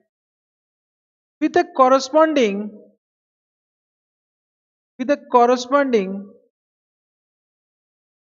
decrease in equity, with a corresponding decrease in equity. Correct. Other than, within the definition it is written, other than distribution to equity shareholders. Means distribution to equity participant they have written. Other than distribution to equity shareholder, means distribution to equity shareholder is not an expense. It is given the meaning only. And therefore expense will not be transferred to PL account, expense will be transferred to PL appropriation account. This is actually the fact. Same thing, we just try to understand when I am saying distribution to equity shareholders, so that is decreasing cash. Decreasing cash means decrease in asset, and decrease in asset means decrease in equity. So can I say if they will not give this an exception, so it will meet a definition of expense. So they just want to say that only exception is what distribution to equity shareholders is not expense. Understood? Same thing. What is the meaning of income? Reverse meaning. Income. Increase in asset or decrease in liability, which has a corresponding increase in equity. Other than what? Bolo? Other than contribution from, other than contribution from what? Equity shareholders.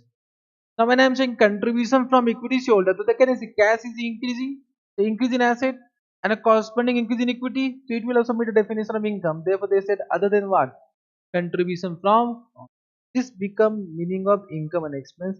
Why I have given the meaning of income and expense? Next time we should relate with this definition when I'm asking some question. Means anything which meet a definition of income and expense will go to what? SOPL. This will be transferred to PL. And which will not meet a definition of what income and expense will not be transferred to SOPL. Rule is this. Have you understood this part? Have you understood this part? So cash though you understood. Dividend in cash you have understood. However, this will be covered under India's 32. Now distribution of non-cash asset. Look at journal entry will be same only because distribution. So journal entry will be retained earning account debit to asset. It is a simple journal entry. So actually doubt was not in journal entry. Doubt was in what amount. Amount was a doubt. Yet which amount is journal entry done for cash, so that doubt will not come. Now cash means cash, how much you are paying. But non-cash asset. So whether we should pass this journal entry with the carrying amount of the asset, or cost price of the asset, or the fair value of the asset, this doubt came. That we are discussing in this topic. Topic have you understood? So journal entry is simple, retain earning account debit to asset. Let us come to now the topic. Now you can see this is a topic. Understood? And for this topic, no question has been given in ICS study material. No question has been given in ICS study material. So whenever no question is given, it means I want to explain you. I need to create a question. So I have created a question. From that question, we'll try to understand what appendix A want to say. Correct? Now, whenever there is no question in ICS study material, normally as per the past trend, they do not ask a new question in exam. And if they want to ask a new question, they will first give an RTP and MTP. Therefore, I will inform you there is no question. So that before exam, if you are overburdened, then you can skip this topic. Am I right or not?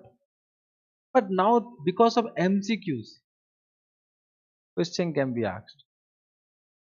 Because of MCQs. Because for MCQs, so they will create pakka new questions. Are you able to understand? That also we don't know at this moment what type of question they are going to ask. And therefore now though, I will say all topics are important. There is no important topic, there is no unimportant topic. Correct?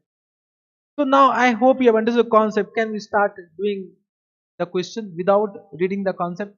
Apply what? Common sense. Let me take one question. Example number one, entity proposed distribution of one pen to all shareholders. Understood? Distribution of one pen means distribution of non-cash asset. This non-cash asset can be inventory, it can be property, plant, equipment, it can be any other asset. On 15 Jan 2017, entity declared and approved the dividend for distribution of one pen to all shareholders on 15 Feb. So initially it was proposed, then approved. It was actually distributed on AGM, which was held on 15 May. Fair value of each pen on 15 Jan was 500. Then fair value on 15 Feb was 500. On 31st March 520. 15 5 515. Cost price of each pen is 400. Number of shareholders is 1000. Means let us assume this pen are inventory. This pen are inventory. Understood? Have you understood this point?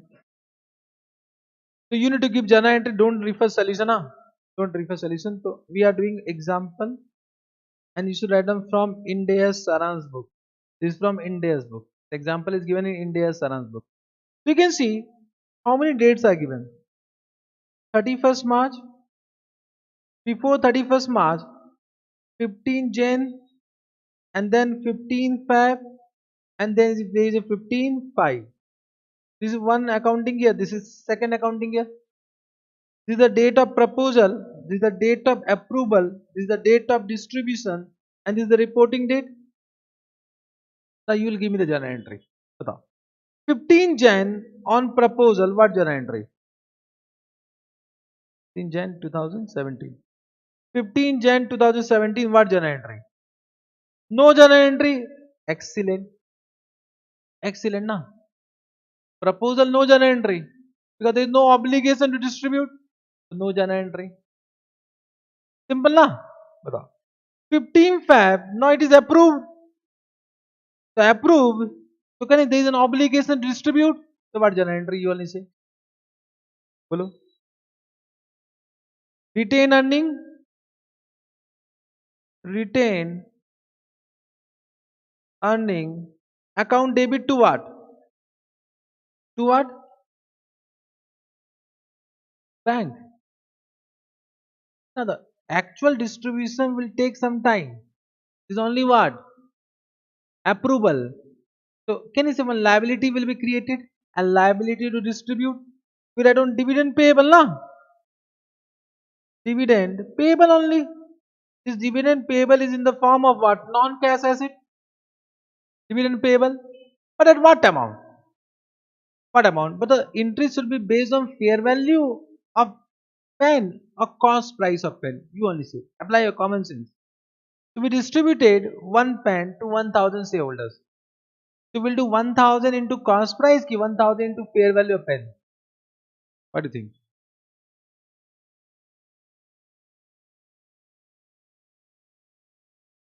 Bolo.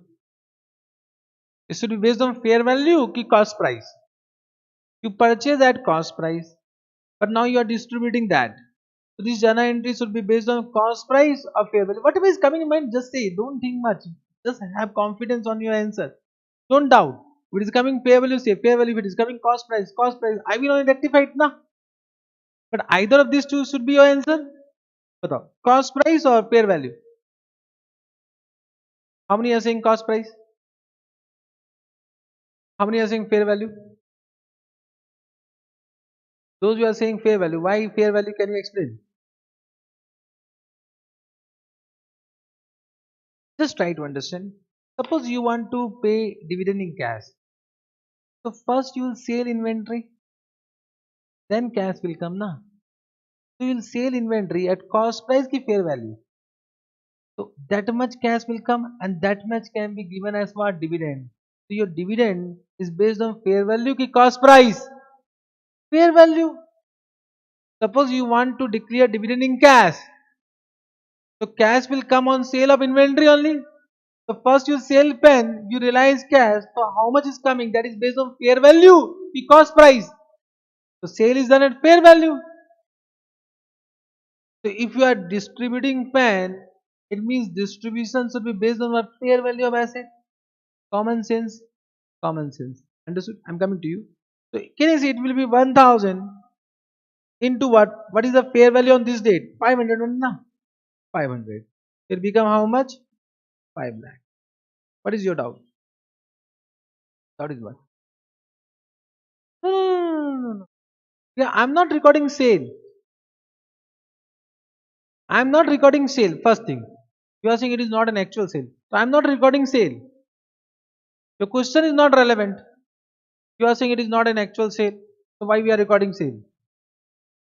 I'm not recording sale. My question to you all, just try to understand. Suppose I am an entity. I don't have cash, but I have an inventory. Now I want to declare dividend in cash. What I will do? What I will do? I will sell inventory at cost price or fair value? Fair value. So how much I will realize? Fair value 500.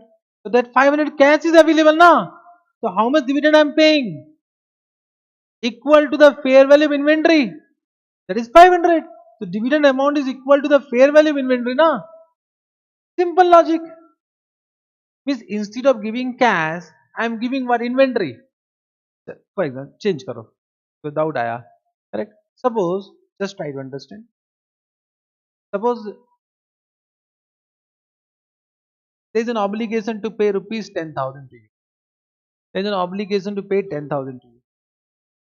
Correct? 10,000 cash. Now, right now the fair value of this mobile is 1,000. I said take mobile. Will you accept? Will you accept? No, no. The fair value is 1 lakh.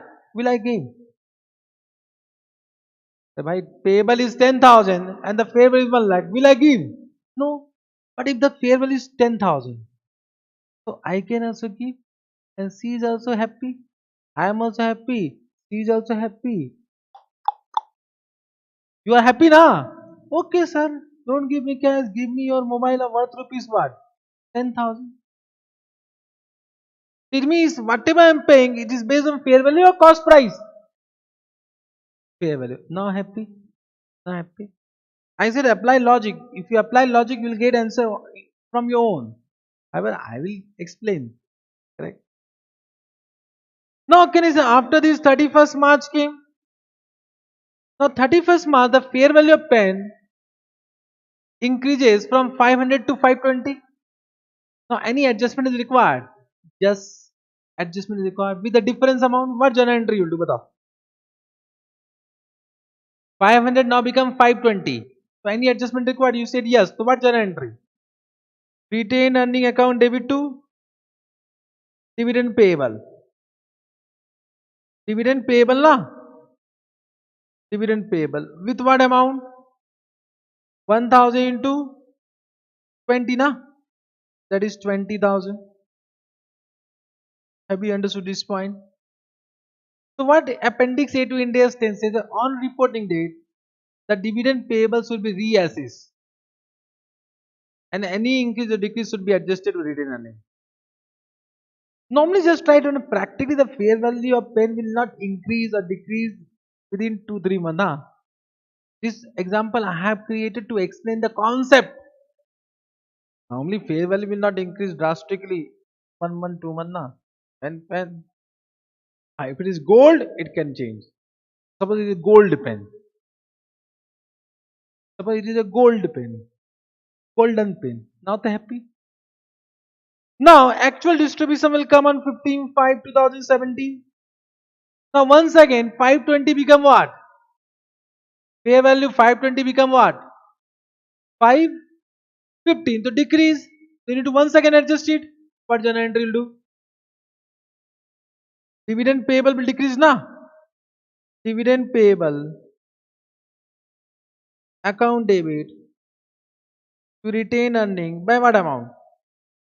1000 into 5, that is 5000. Understood. And now can you see the actual liability become 5,15,000? This become liability 5,15,000. Now distribution came, so we'll de-recognize liability. So on the same date, now what journal entry will do? Dividend payable account debit 5,15,000 to what? To inventory, na? Inventory means pen. बताओ. This pen will de-recognize at what amount? That is carrying amount. Carrying amount means cost price. Means can I say 4 lakh? 4 lakh. This much have you understood? You are distributing what? Pen, which is already carried in the books at rupees 4 lakh. Because Ind AS 2 says inventory should be measured at what? Cost price or NRV, whichever is lower. It will be at cost price only. Is I think no doubt in 5 lakh 50, no doubt in 4 lakh. Any doubt? No doubt. Now my question to you. The difference. Difference is what? 1,15,000. King can say, because already I have given concept for this particular point in my previous explanation. I will not say which explanation. Think and say. Think and say. This difference should be transferred to PL retained earning. PL means SOPL or directly retained earning. What do you think? PL or retained earning? The difference should be transferred to PL or directly retained earning.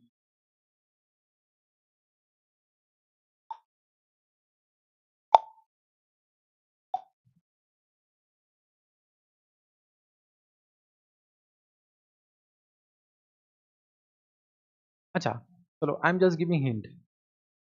Now in my all next classes, you think like this. If I am saying PL, so it should be income expense.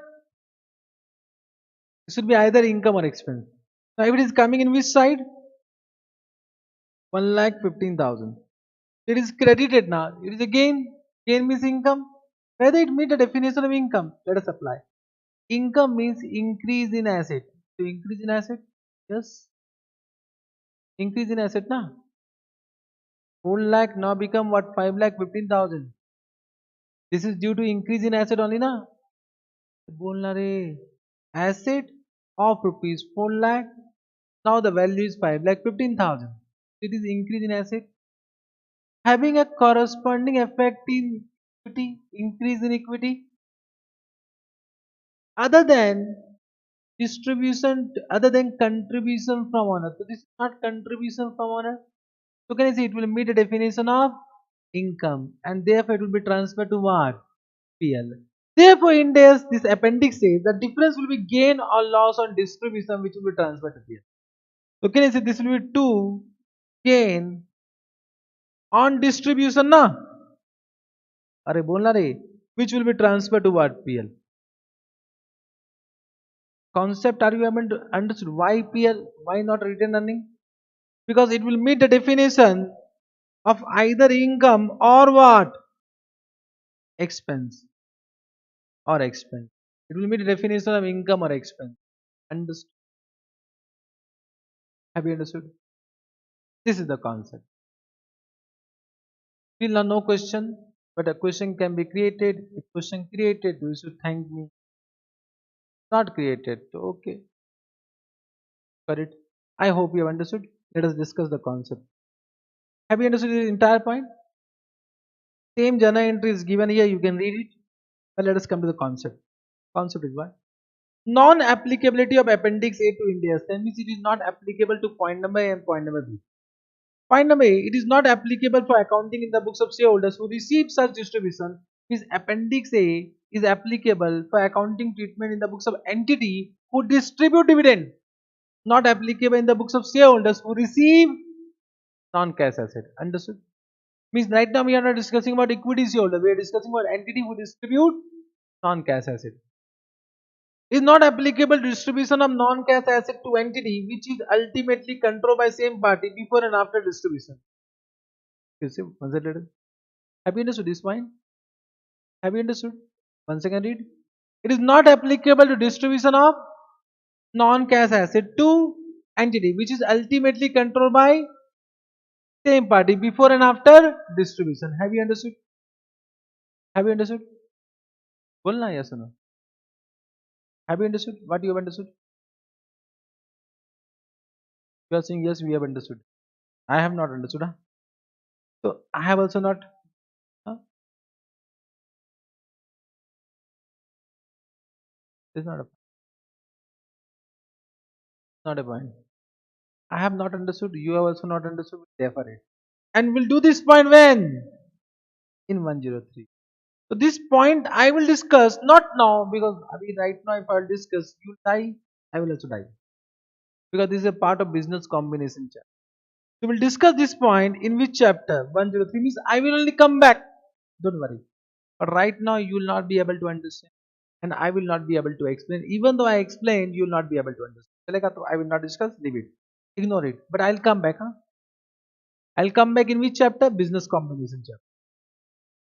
Applicability, it is applies to following type of non-reciprocal transaction. Understand non-reciprocal transaction?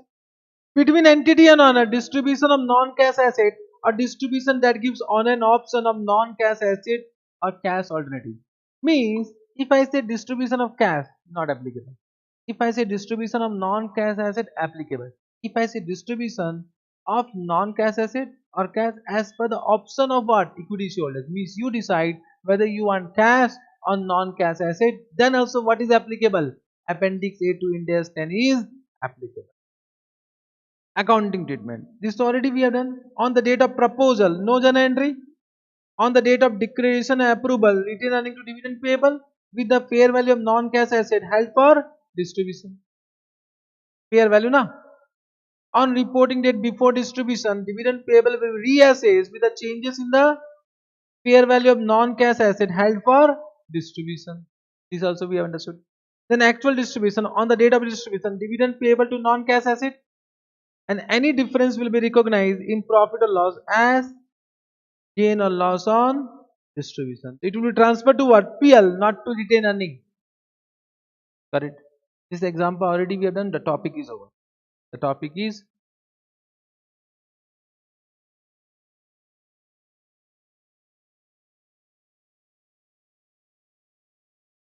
over. Chapter is also over. Chapter is also over.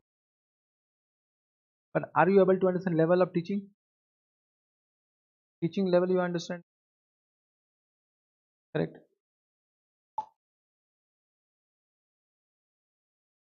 Yeah. Only for your understanding. For some more clarification.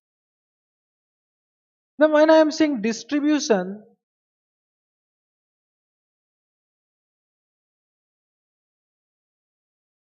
of non-cash asset, actually it has two aspects.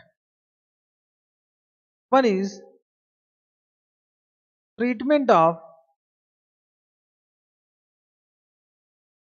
dividend distribution. Yeah, this was covered where? Under appendix A to Ind AS 10. Write in Ind AS Saran's book only, in student note. Write on there only. So this already we covered. Means under appendix A to Ind AS 10 we are only discussing about accounting treatment distribution. Correct? Have you understood what I am saying? But there is one more aspect. Second is what? Measurement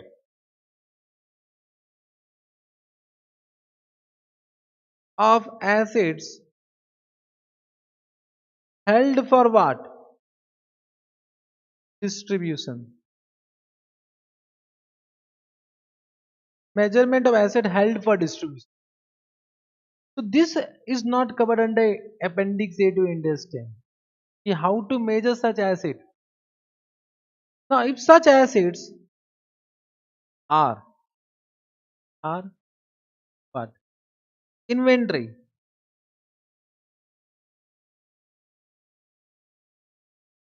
Then Ind AS 2 applies. If such assets are property, plant and equipment, or intangible asset, or investment property, or just write down disposal group. Just write down disposal group. Right now you don't know the meaning of disposal group. Just write down and leave it. Understand what I am saying? Is a non-cash asset is either property, plant and equipment, or intangible asset, or investment property, or it can be what? Disposal group. Now what is disposal group? I don't know. You also don't know. Just write down. So then, which Ind AS will be applicable? Ind AS 105 will be applicable coming soon. Means when I will do Ind AS 105, automatically this point you will understand. Correct? I just write down and leave it. Means when I'll come to Ind AS 105, once again I will link. I'll try to link. I will try to link. Correct? Now done. Means this linkage will be done in Ind AS 105 chapter. So this chapter is done. Now we can start a new chapter. We'll take a short break. After that, we'll start a new chapter. Okay.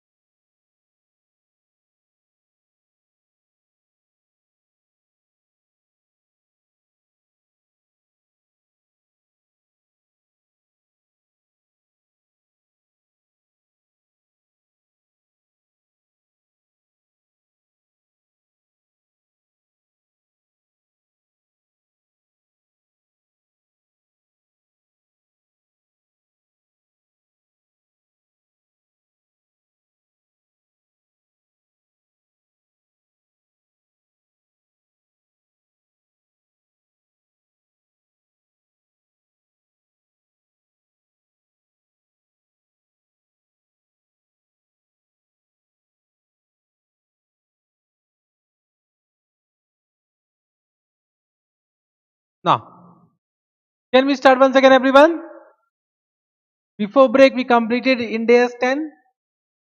Last point was Appendix A to India's 10, distribution of non-cash asset to donor. I hope you have understood. Revision is required. Correct? Yes, sir.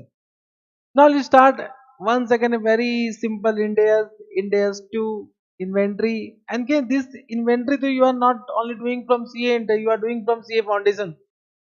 Inventory was one chapter in CA Foundation. Remember? Inventory. So the corresponding AS is what? AS2. Only one AS and Indias where the number is same.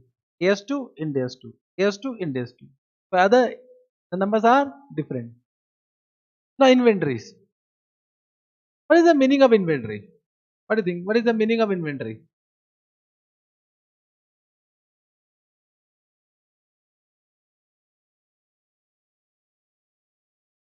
Inventories are assets which are held for sale and or conversion into production means finished goods and try. Very good, excellent. Means one thing 50% to correct. 50% correct means हो गया and work in progress. Low 100% correct. 100% correct. So let us understand what they want to say. Means now accurate meaning. So inventories are asset. Now when I say asset means what? Two conditions. So now whenever asset will come, you need to think about two conditions: control and what? Future economic benefit. Can you see if these two conditions, yeah, any one condition is not satisfied, then it is not an asset only. If it is not an asset, the question of classification of that asset into inventory, PP, etc. will not arise only. So first it should become asset. And if it is an asset, then what? Then it can be either inventory, it can be either PP, it can be intangible asset and so on. Correct. So inventories are asset which are held for sale in ordinary course of business. Ordinary course of business, held for sale in ordinary course of business. Call it यहाँ से OCB. OCB means what? Ordinary course of business. And held in the process of production. They are held in the process of production, but till now production not completed, it become work in progress. Work in progress. Or held in the form of material or supplies. Material supply to be consumed in the process of production or for rendering of services. Understood? I hope when I have read, you have understood what I want to say. But can I say, when I am saying there are two type of organization. One is manufacturing organization, one is non-manufacturing organization. So for non-manufacturing, can I say only point number A will be applicable, held for sale in ordinary course of business, and that is known as stock in trade. We call it by stock in trade. So any inventory which we purchase directly for sale, that becomes stock in trade. Stock in trade. For manufacturing, point number A is nothing but finished goods. It is finished goods. Point number B is nothing but what? Work in progress. And point number C is nothing but what? Raw material. Raw material. Understood? So can I say inventory whenever I say inventory, it can be stock of finished goods. It can be stock of raw material. It can be stock of WIP or it can be stock in trade. So inventories are assets which are held for sale in ordinary course of business, which are held in process of production. Point number C, which are held in the form of material or supplies to be consumed in the process of production or for rendering of services. Means can I say inventory may also arise in service organization. For example, right now I am teaching, so I am providing services to whether we have inventory. Whether we have inventory. Yes, we have inventory. Can I say we have a stock of study material which will be consumed in the process of what? Providing services. Can I say we have a stock of batteries? We have a stock of batteries. You can see we purchase a lot of batteries. Dekho. Batteries. This is empty. This is already consumed now. So this become expense. Already consumed the expense na charge to PL. But these are not consumed now. So this is asset. So these are what? Stock of batteries which are held for consumption in the process of providing services. So for me this is what? For me this is what? Inventory. For me this is inventory. Understood? Correct? I hope you have understood why they have mentioned rendering of services also. Rendering of services also. Correct? Now there are some clarification required.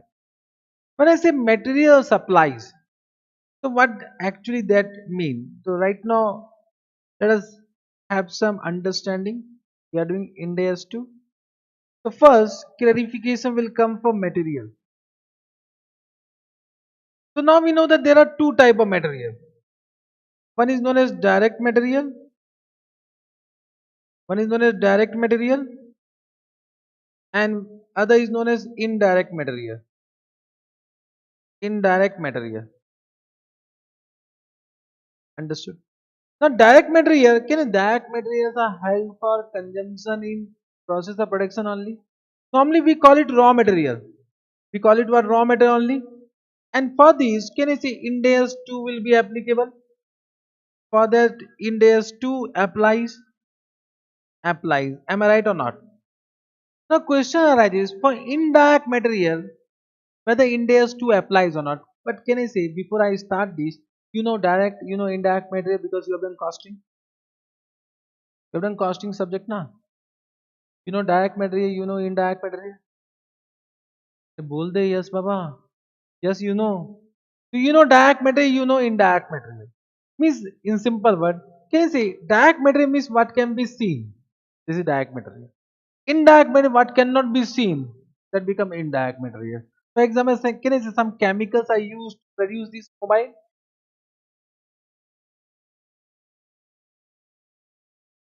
or can I some, I don't know how it is manufactured, right? But can I something is used but that is not visible, that become indirect material. And this plastic or aluminum or metals, whatever is visible, that become what? Direct material. Understood? Yes, sir. Now, whether indirect material Ind AS 2 applies, this is one question. Means if I am holding some indirect material, whether Ind AS 2 will apply.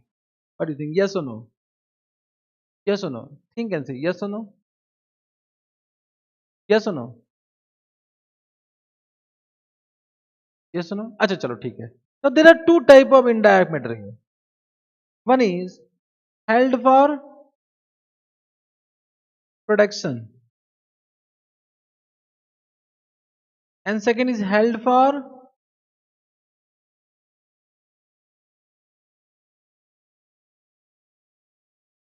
distribution. I'm just giving one example. For example, just try to understand. We are manufacturing this mobile. Mobile is produced. Now, can you say after production there will be some primary packing? Primary packing. A box will be there to pack this mobile. And can you say without boxing it, means without packing it, it cannot be sold in the market. That is known as primary packing. Second is what? For distribution of this inventory from warehouse or from factory to customer place, a secondary packing will be done. A secondary packing. For example, there will be many units which will be packed in a carton. So carton is for secondary packaging. Secondary packaging. Understood? Means can I say when I am saying this, so this is primary packing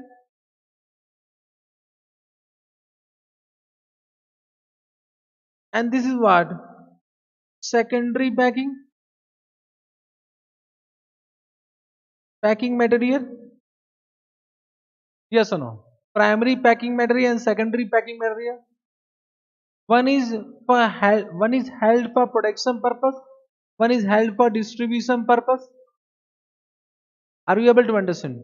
My question to you all, to which Ind AS 2 will be applicable? Both. It will not be applicable both. It will be applicable both. It is applicable to only one. What do you think? For this Ind AS 2 applies or not applies? Applies. Ind AS 2 applies. You are saying therefore I'm writing. I don't know whether it is correct or not. And secondary applies or not applies? Hold on. For secondary packing matter, you have purchased it till now it is not consumed. Whether it is an inventory, it is not inventory. Primary packing matter you purchase till now it is not consumed. You are saying it is an inventory. Secondary packing matter you purchase till now you have not consumed. Whether it is inventory, yes or no?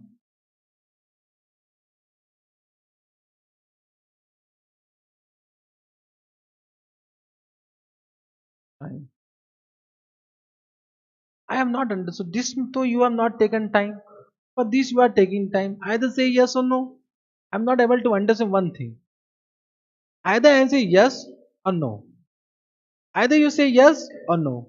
If you are taking, why you are taking so much time? Whatever you are thinking, that is correct only. But say, otherwise I will stop asking question. Now today we'll make a deal. If you will not react, I will say answer by my own. Okay, below. Secondary packing, it is inventory. It is not an inventory. Hmm? Not an inventory means not applicable, na? Not applicable, and you are 100% correct. You are 100% correct. Now I don't know what reason you know, but in exam तो you got marks ना. अरे बोलना रे. That I just want to inform you. Please answer. I'm creating one habit. I'm creating one habit. Till now this habit is not with you. You don't answer. You doubt about yourself. I'm just removing that fear of wrong answer. Are you getting? So not applicable 100% correct. But if you can explain, I'll be happy. Why it is not inventory? If you can explain, then I will say it is not tukka. Got it what I am saying? But the why it is not inventory? Anyone who can answer for the first. This right now I'm in days too. You are saying it will comes under P. Just say why it is not inventory.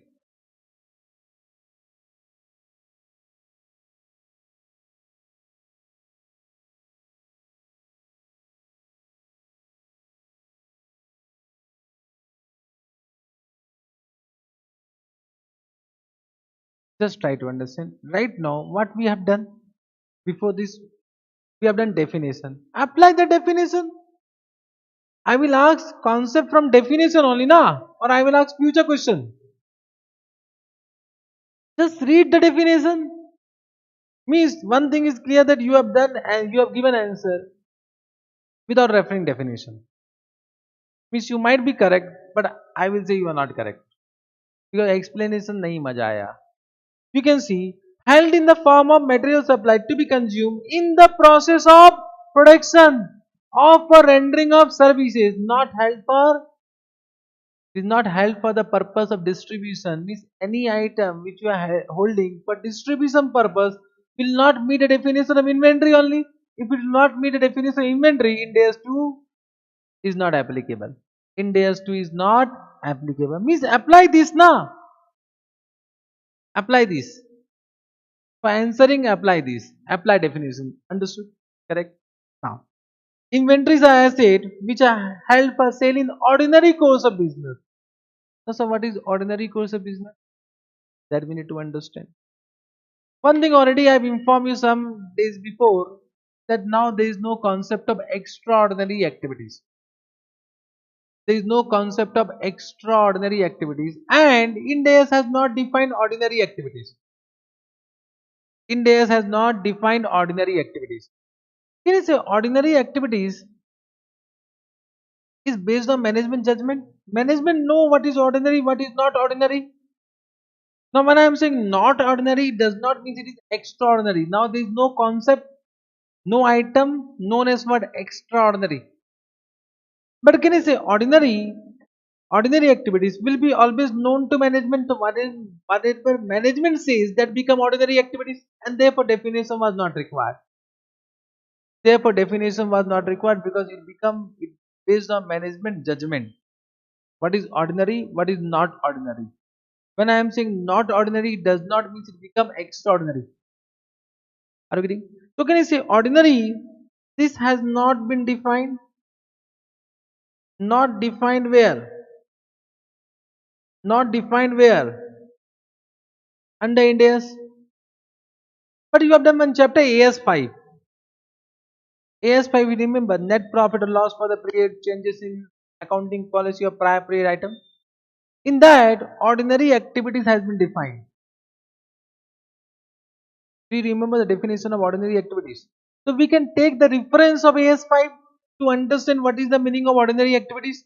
So let us understand what is the meaning of ordinary activities as per what? So ordinary activities. Do you know what is ordinary activities? As per AS5.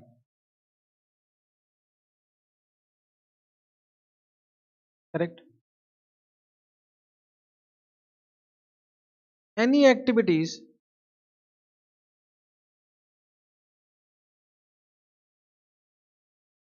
which are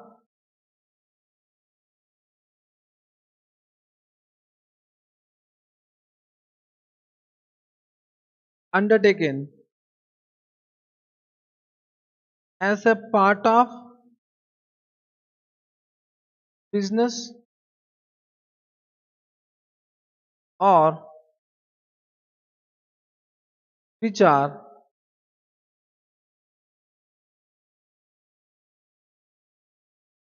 incidental, which are what?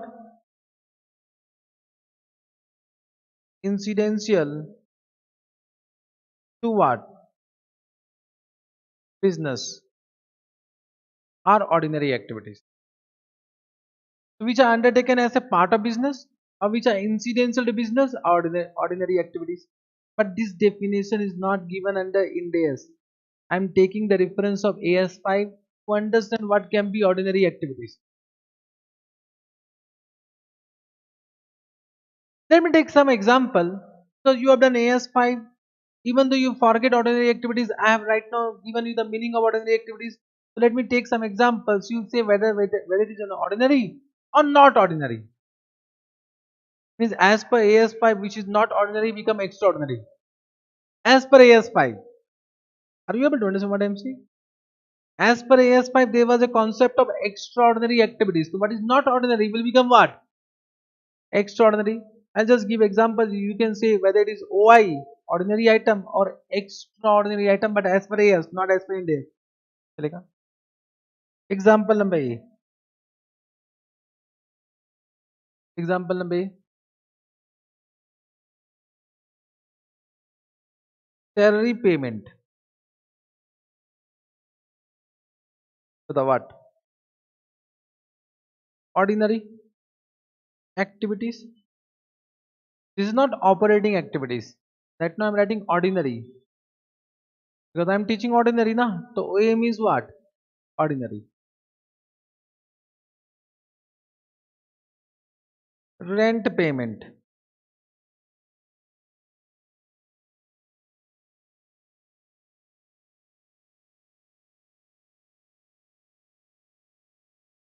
Compensation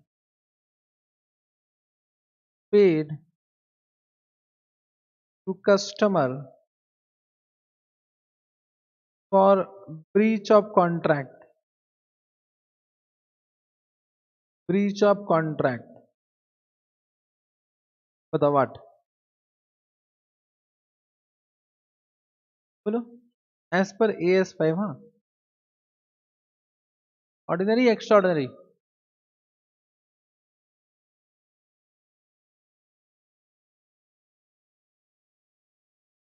Either say OA or say EOA.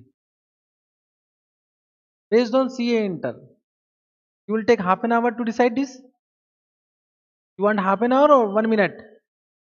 Say fast, but don't doubt about your answer. I have said so many times. When you have doubt, you think, oh no, I will not answer. What sir will say? Think about us. Sir will say that do go out of the class. No, I will not say. I will not say. I will not say. I will not say. You're not nursery student, huh? You will not die if you are giving wrong answer, huh? बोलो. Not able to listen anything. This to ordinary you said I have listened. I say,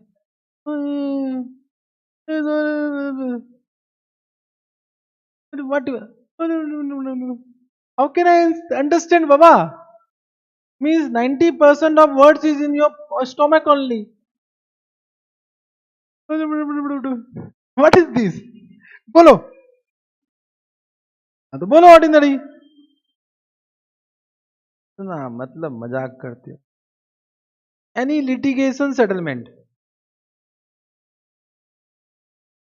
means some legal case is there, settlement, then we need to pay compensation. Litigation settlement. बोलो. हाँ. Ordinary, extraordinary.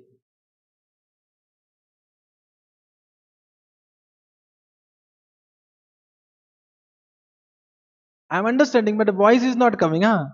You are saying extraordinary. Someone is saying ordinary also, means doubt is there. And some student is saying ordinary also. Correct? Doubt is there.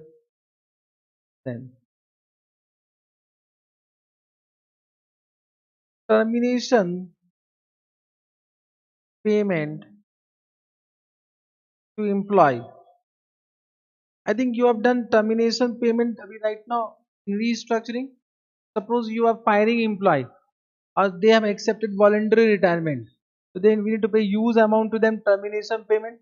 So this is what? Ordinary, extraordinary. Ordinary. Termination payment on closing down of business.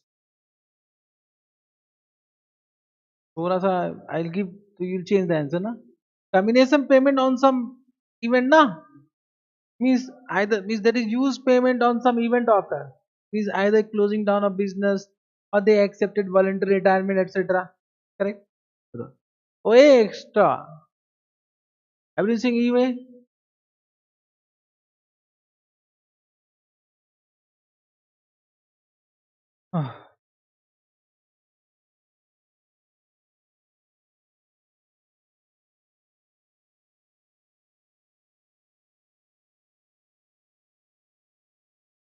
चलो इतना ही. Well, ask much more confusion will come this much only. ठीक है ना? Now as per AS5 all are ordinary. All are ordinary. Understood? It's just I just want to inform you that you have not understood ordinary activities in K inter but then also you pass A inter. I just want to inform you that only. All are ordinary. Means can I say all are incidental to business only? Check karo. Litigation settlement. Why litigation happen? Because you are doing business. अरे बोलना रे. Why litigation happen? Because you are doing business. Because of that reason some case is going on now.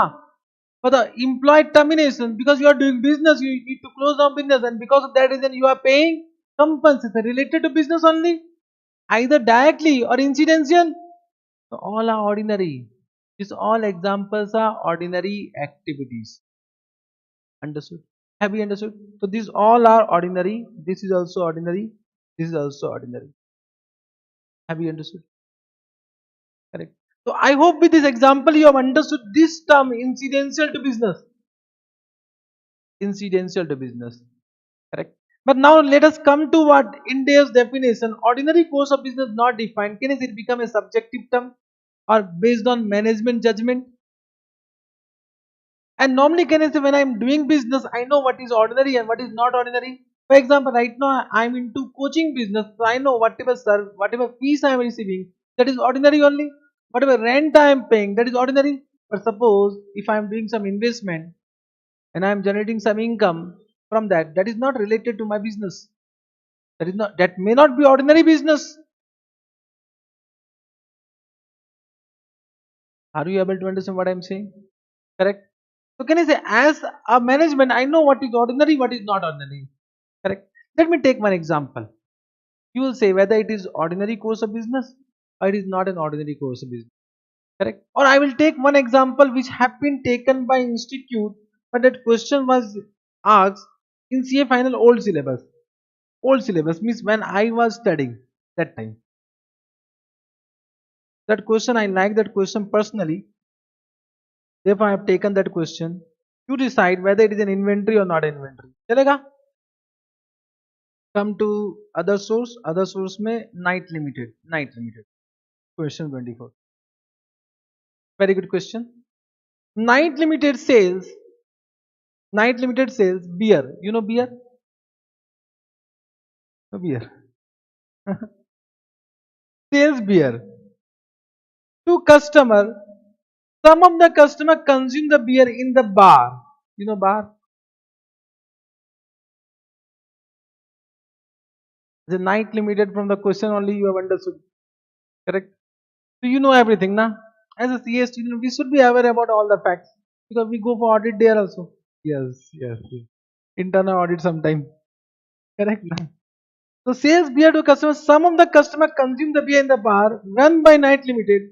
While leaving the bar, the consumer leave the empty bottle. Of course, will not take to our home, na? And in home, no one knows that we consume that, and because we'll not take it in our home. So while leaving the bar, the consumer leave the empty bottle in the bar, and the company take the possession of this empty bottle. Now it is under the position of entity night limited. The company has laid down a detailed internal record procedure for accounting for this empty bottle. Means can a detail means the value of this empty bottle is not immaterial. It is material. Understood? Which are sold by the company by calling for tender. Which is sold by company by calling for tender. Means they will make a tender. The any entity who is giving highest quotation, that will be sold to that particular entity. Understood? Keeping this view, they have asked you a question: whether the stock of empty bottle is an asset of the company. As a first, stock of empty bottle. Just try to understand whether inventories and stock are interchangeable word. Means whether stock is inventory, whether inventories and stocks are interchangeable terms. Means when I am saying inventory, inventory is equal to stock. Yes or no? When I am saying inventory, inventory is equal to stock or it is not equal to stock? Because stock is a wider term.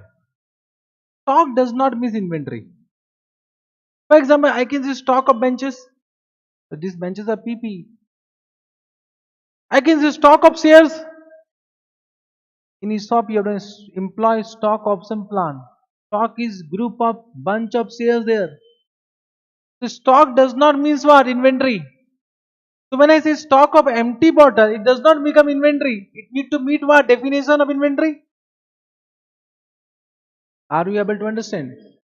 So stock in bachpan, pata nahi in CA foundation why they used to say opening stock, closing stock. We have never understood. Means when you have done refer ICS study matter, they also write on two opening stock, buy closing stock.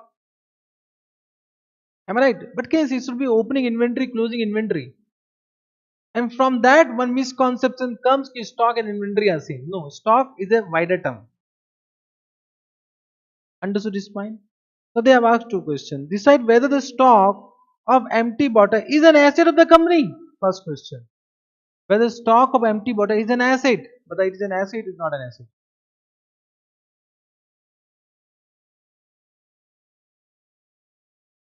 So two conditions. Whether entity has control. Yes, no, it is under the control of what? Night Bar Limited. Even though the legal owner is what? Customer. But now it is under the position of what? Entity. Whether in the morning that customer will come back and demand empty bottle. Huh? They will never come back, nah. It's not possible. Even though they come back, entity will not return it. Entity will say, who are you? We don't know. Correct, nah. Even though they are the legal owner. Customer are the legal owner. And can I say it will provide future economic benefit because it can be sold? Therefore, it will meet the definition of asset and therefore it is an asset of the company. The first point you understood, just write one. This is a question asked at CA final level. Level of question based on the definition of asset. And if you don't know definition of asset, can I say you write yes asset, but they will not give marks because you need to prove na with meaning. Second, if so, means if it is an asset, whether stock of empty bottle existing as on the date of balance sheet is to be considered as inventory of the company and valued as per Ind AS 2, or to be treated as scrap and shown at realizable value with a corresponding credit to other income. Have you understood? So what they are saying, if it is an asset, so whether it is an inventory or it is not an inventory. If it is not an inventory, it will be scrap material and it will be shown as another income at NRV. Inventory, then Ind AS 2 will be applicable. So the next question is that whether it is an inventory or it is not an inventory.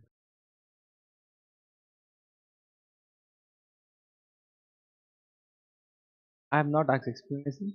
Explanation I will ask once you say yes, it is an inventory. I will say no, it is an inventory.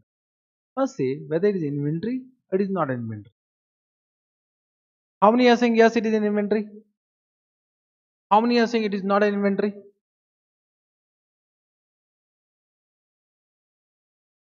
Everyone saying not an inventory? Everyone is wrong.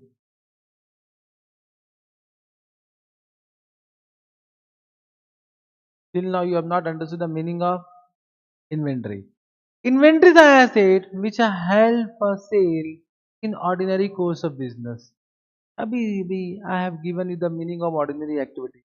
Can you say this sale by calling tender, it is incidental to business or not? Yes, normally it will happen.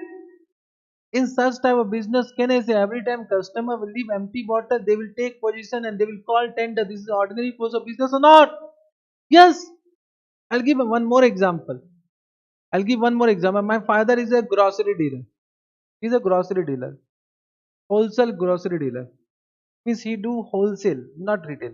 But sometimes some customer will come and demand 1 kg, so he will open what 25 kg jute bag and then will sell what 1 kg rice also. Normally we sell what jute bag of 25 kg, 50 kg to the customer. But retail customer may also come, they can demand 1 kg. So my father says customer are God. We should not say no to any customer. My father said, I also say okay. Customer are God. We should not say no to any customer. So 1 kg, so he will open 25 kg jute bag and they will sell 1 kg of rice.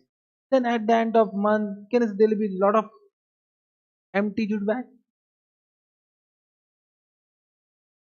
Now my father will also call some person, will give the quotation and sell what? That jute bag also.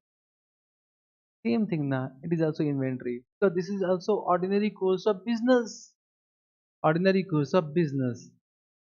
And therefore it is an inventory. But one doubt will come, sir. The same explanation is given, you can read it. But one doubt will come, sir. Inventory means index to the cost price of NRV. Now suppose NRV for one empty bottle is rupees 1. मान लेते rupees 1. And there can be 1 lakh empty bottle, the 1 lakh into 1 lakh rupees. But what is the cost price? Okay, cost price to entity is 0. 0 na. Cost price to entity because it has been taken under possession. The legal owner is customer and they are not purchased this from customer. It is taken free of cost na. It is acquired at free of cost. The cost price becomes 0. Now whichever is lower, the 0 come na. The value becomes 0. Now one doubt will come practically, sir. You are saying inventory, but the value is 0 as per Ind AS 2. So therefore, as per practical understanding, yeah, as per industry practice, this inventory will be shown at nominal value. Nominal value we should disclose inventory, but the amount is 0. Therefore, we should disclose at nominal value. Nominal value means suppose this is 1 lakh. 1 into 1 lakh na. So it will disclose at what? Rupees 10 or rupees 20 like this. Only at nominal value. Only for which purpose? Disclosure purpose. We have such inventory which can be sold in the market. Which can be sold in the market. Understood? Now, if you read the answer, this point is not given. So if you want to write down this as an additional answer, is such inventory, such inventory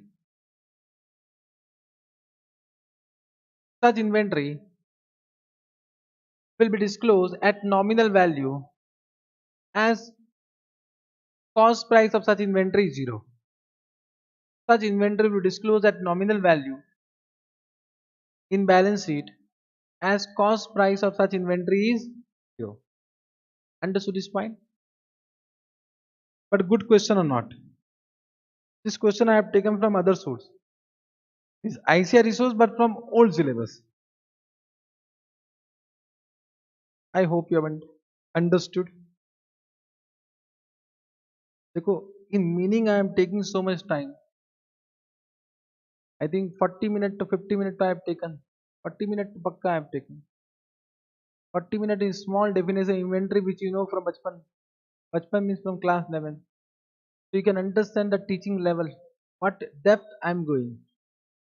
How much depth I am going. Correct. अभी तो right now I am into CA foundation, CA inter chapter. तो बाकी है. Correct. Now, meaning you have understood now meaning. So let us come to the valuation. Valuation of inventory on reporting date. Yes, the objective of this chapter is to value inventory at each reporting date. At each report. Now, when I say valuation, means when I say valuation, so normally we do valuation at 2 point of time. One is at initial recognition. Initial recognition. And one is at subsequent recognition. Subsequent recognition. Initial recognition means on acquisition date. On acquisition date. Or we can say on manufacturing date, whatever. And subsequent recognition means at each reporting date. Are you able to understand? Reporting date means on 31st March. Now, initial recognition is always done at cost price. But subsequent recognition is done at what? Cost price or NRB, whichever is what? Lower. Whichever is lower. Understood? Now, you know NRB means net realizable value, the full form.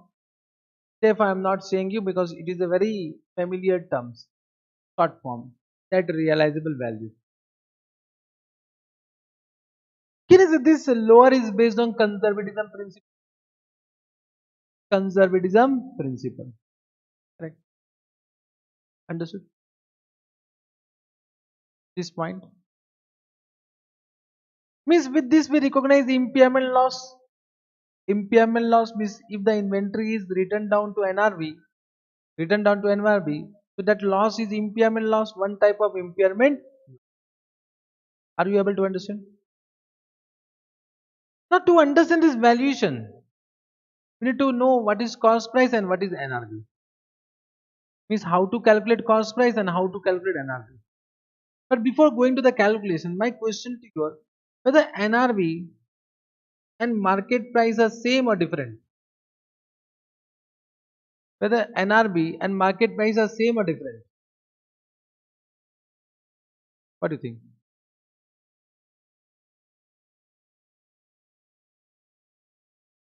Bolo? Market price and NRV are same or different? Means can we interchange cost price or market price whichever is lower? Yes or no? Acha. Whether NRV and fair value are same or different? NRV and fair value are same or different? Means can I say cost price or fair value whichever is lower? Huh? No. Name is different. How it can be same? How it can be same? They are different. Otherwise, so Indians have used fair value only, na? Correct? So can I say, just try to understand, NRV and fair value are different. NRV and fair value, writing this, NRV and fair value are different. Correct. And market price is an example of what? Is an example of what? Fair value. So do not interchange NRV and fair value. Both are different. Why they are different, I will explain. But in the beginning, I just want to inform you, if you have that doubt, remove it. NRV and fair value are different. NRV and fair value are different. Correct. Now let us understand what is cost price and what is NRV. Now when I am coming to cost price, it means now we need to understand what are included and what are not included in cost price. Understood? Now let us come to cost price. So when I am saying cost price, so can you see, when you think from two type of organization, one is non-manufacturing and one is manufacturing. Understood? Can I say here the item which is held for sale is stock in trade? Here the item which is held for sale is finished goods held for sale. Means batao, in case of non-manufacturing, what you are purchasing? What you are purchasing? Stock in trade. So can I say here cost price is equal to cost of purchase of what?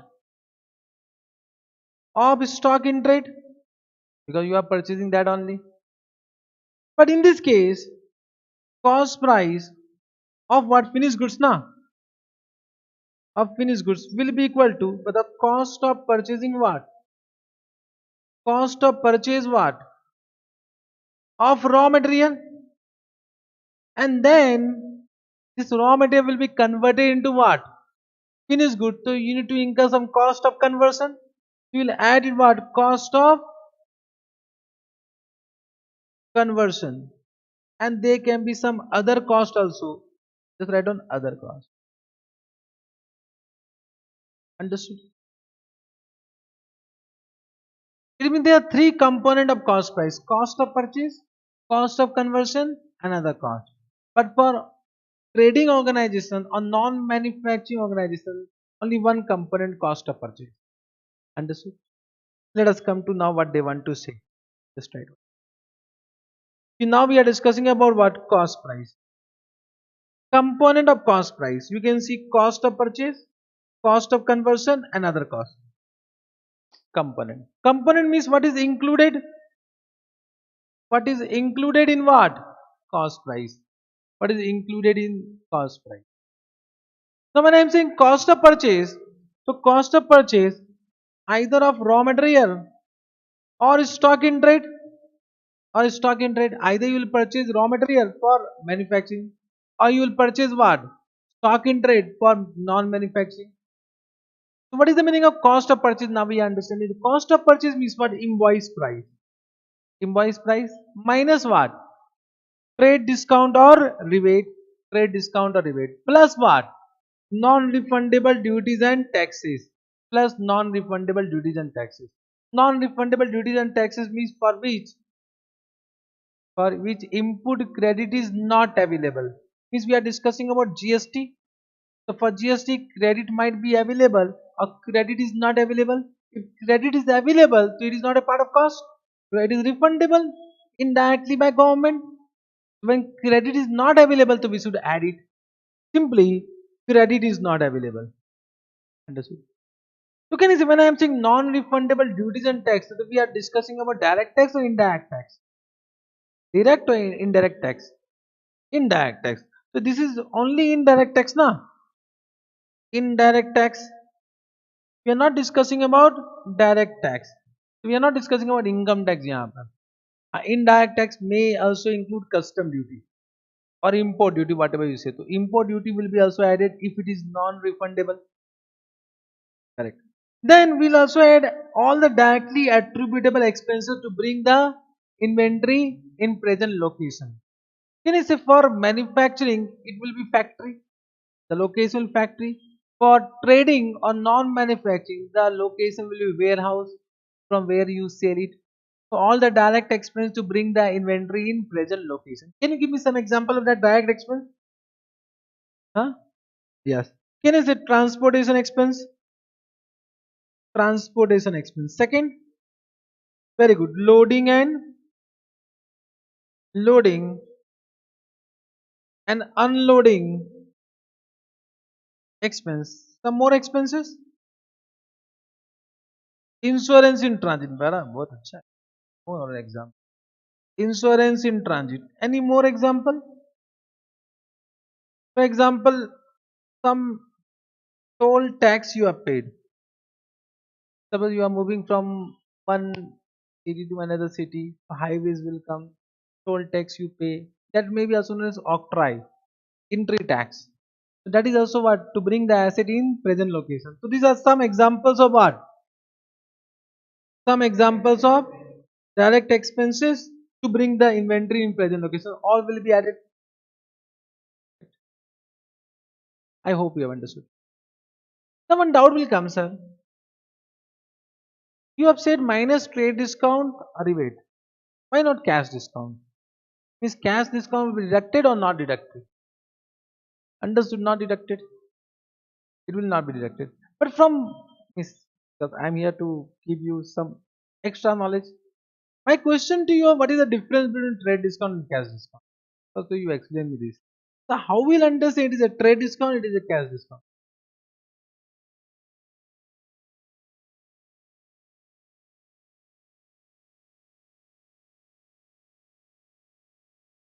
Huh?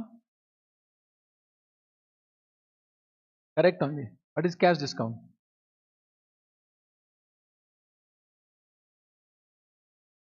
Excellent. You have given 100% correct answer. 100% correct answer. I don't require perfect somebody. You are giving perfect answer, but you need to say na. Is are you able to answer? Whenever you are trying, you are giving correct answer. Whenever you are not trying, then actually we don't know whether it is correct or not. So try or don't try. You should try or you should not try. Try. Always try. Means trade discount simple but all discount whatever is given on trade date is trade discount. Of whatever nature. Any discount which is given on settlement date is on payment date or whatever nature. Reason can be anything. It will be cash discount. Can you say settlement discount, yet trade cash discount is not known on initial recognition and therefore it cannot be deducted only. Can I say in this way? Understood? So on this date only we know trade discount and therefore the question of deducting cash discount will not arise only because we don't know what will be the cash discount because that will be given on settlement date.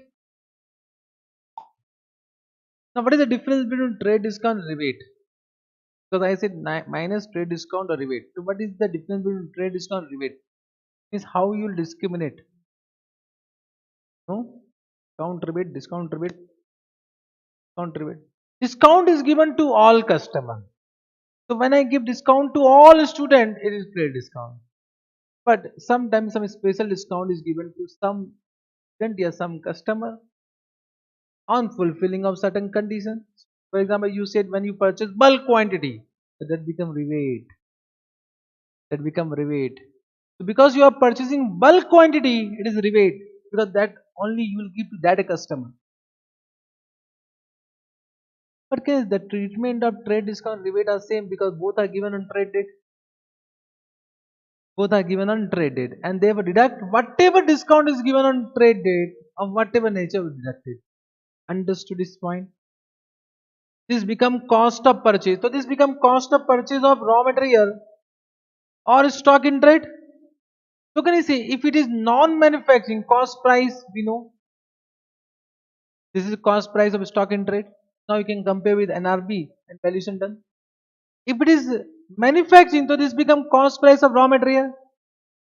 So can you say because we should value raw material, so this is also required. But we need to also calculate cost price of finished goods which is produced from this raw material. So we need to go further. So we need to add what cost of conversion. Now cost of conversion are two types. One is known as direct labor, one is known as production overhead. Now you know what is direct labor. Direct labor, means manufacturing wages which are directly related to production. So you know direct labor. We are not discussing here the meaning of direct labor because you know. But what is production overhead? What is production overhead? That also you know.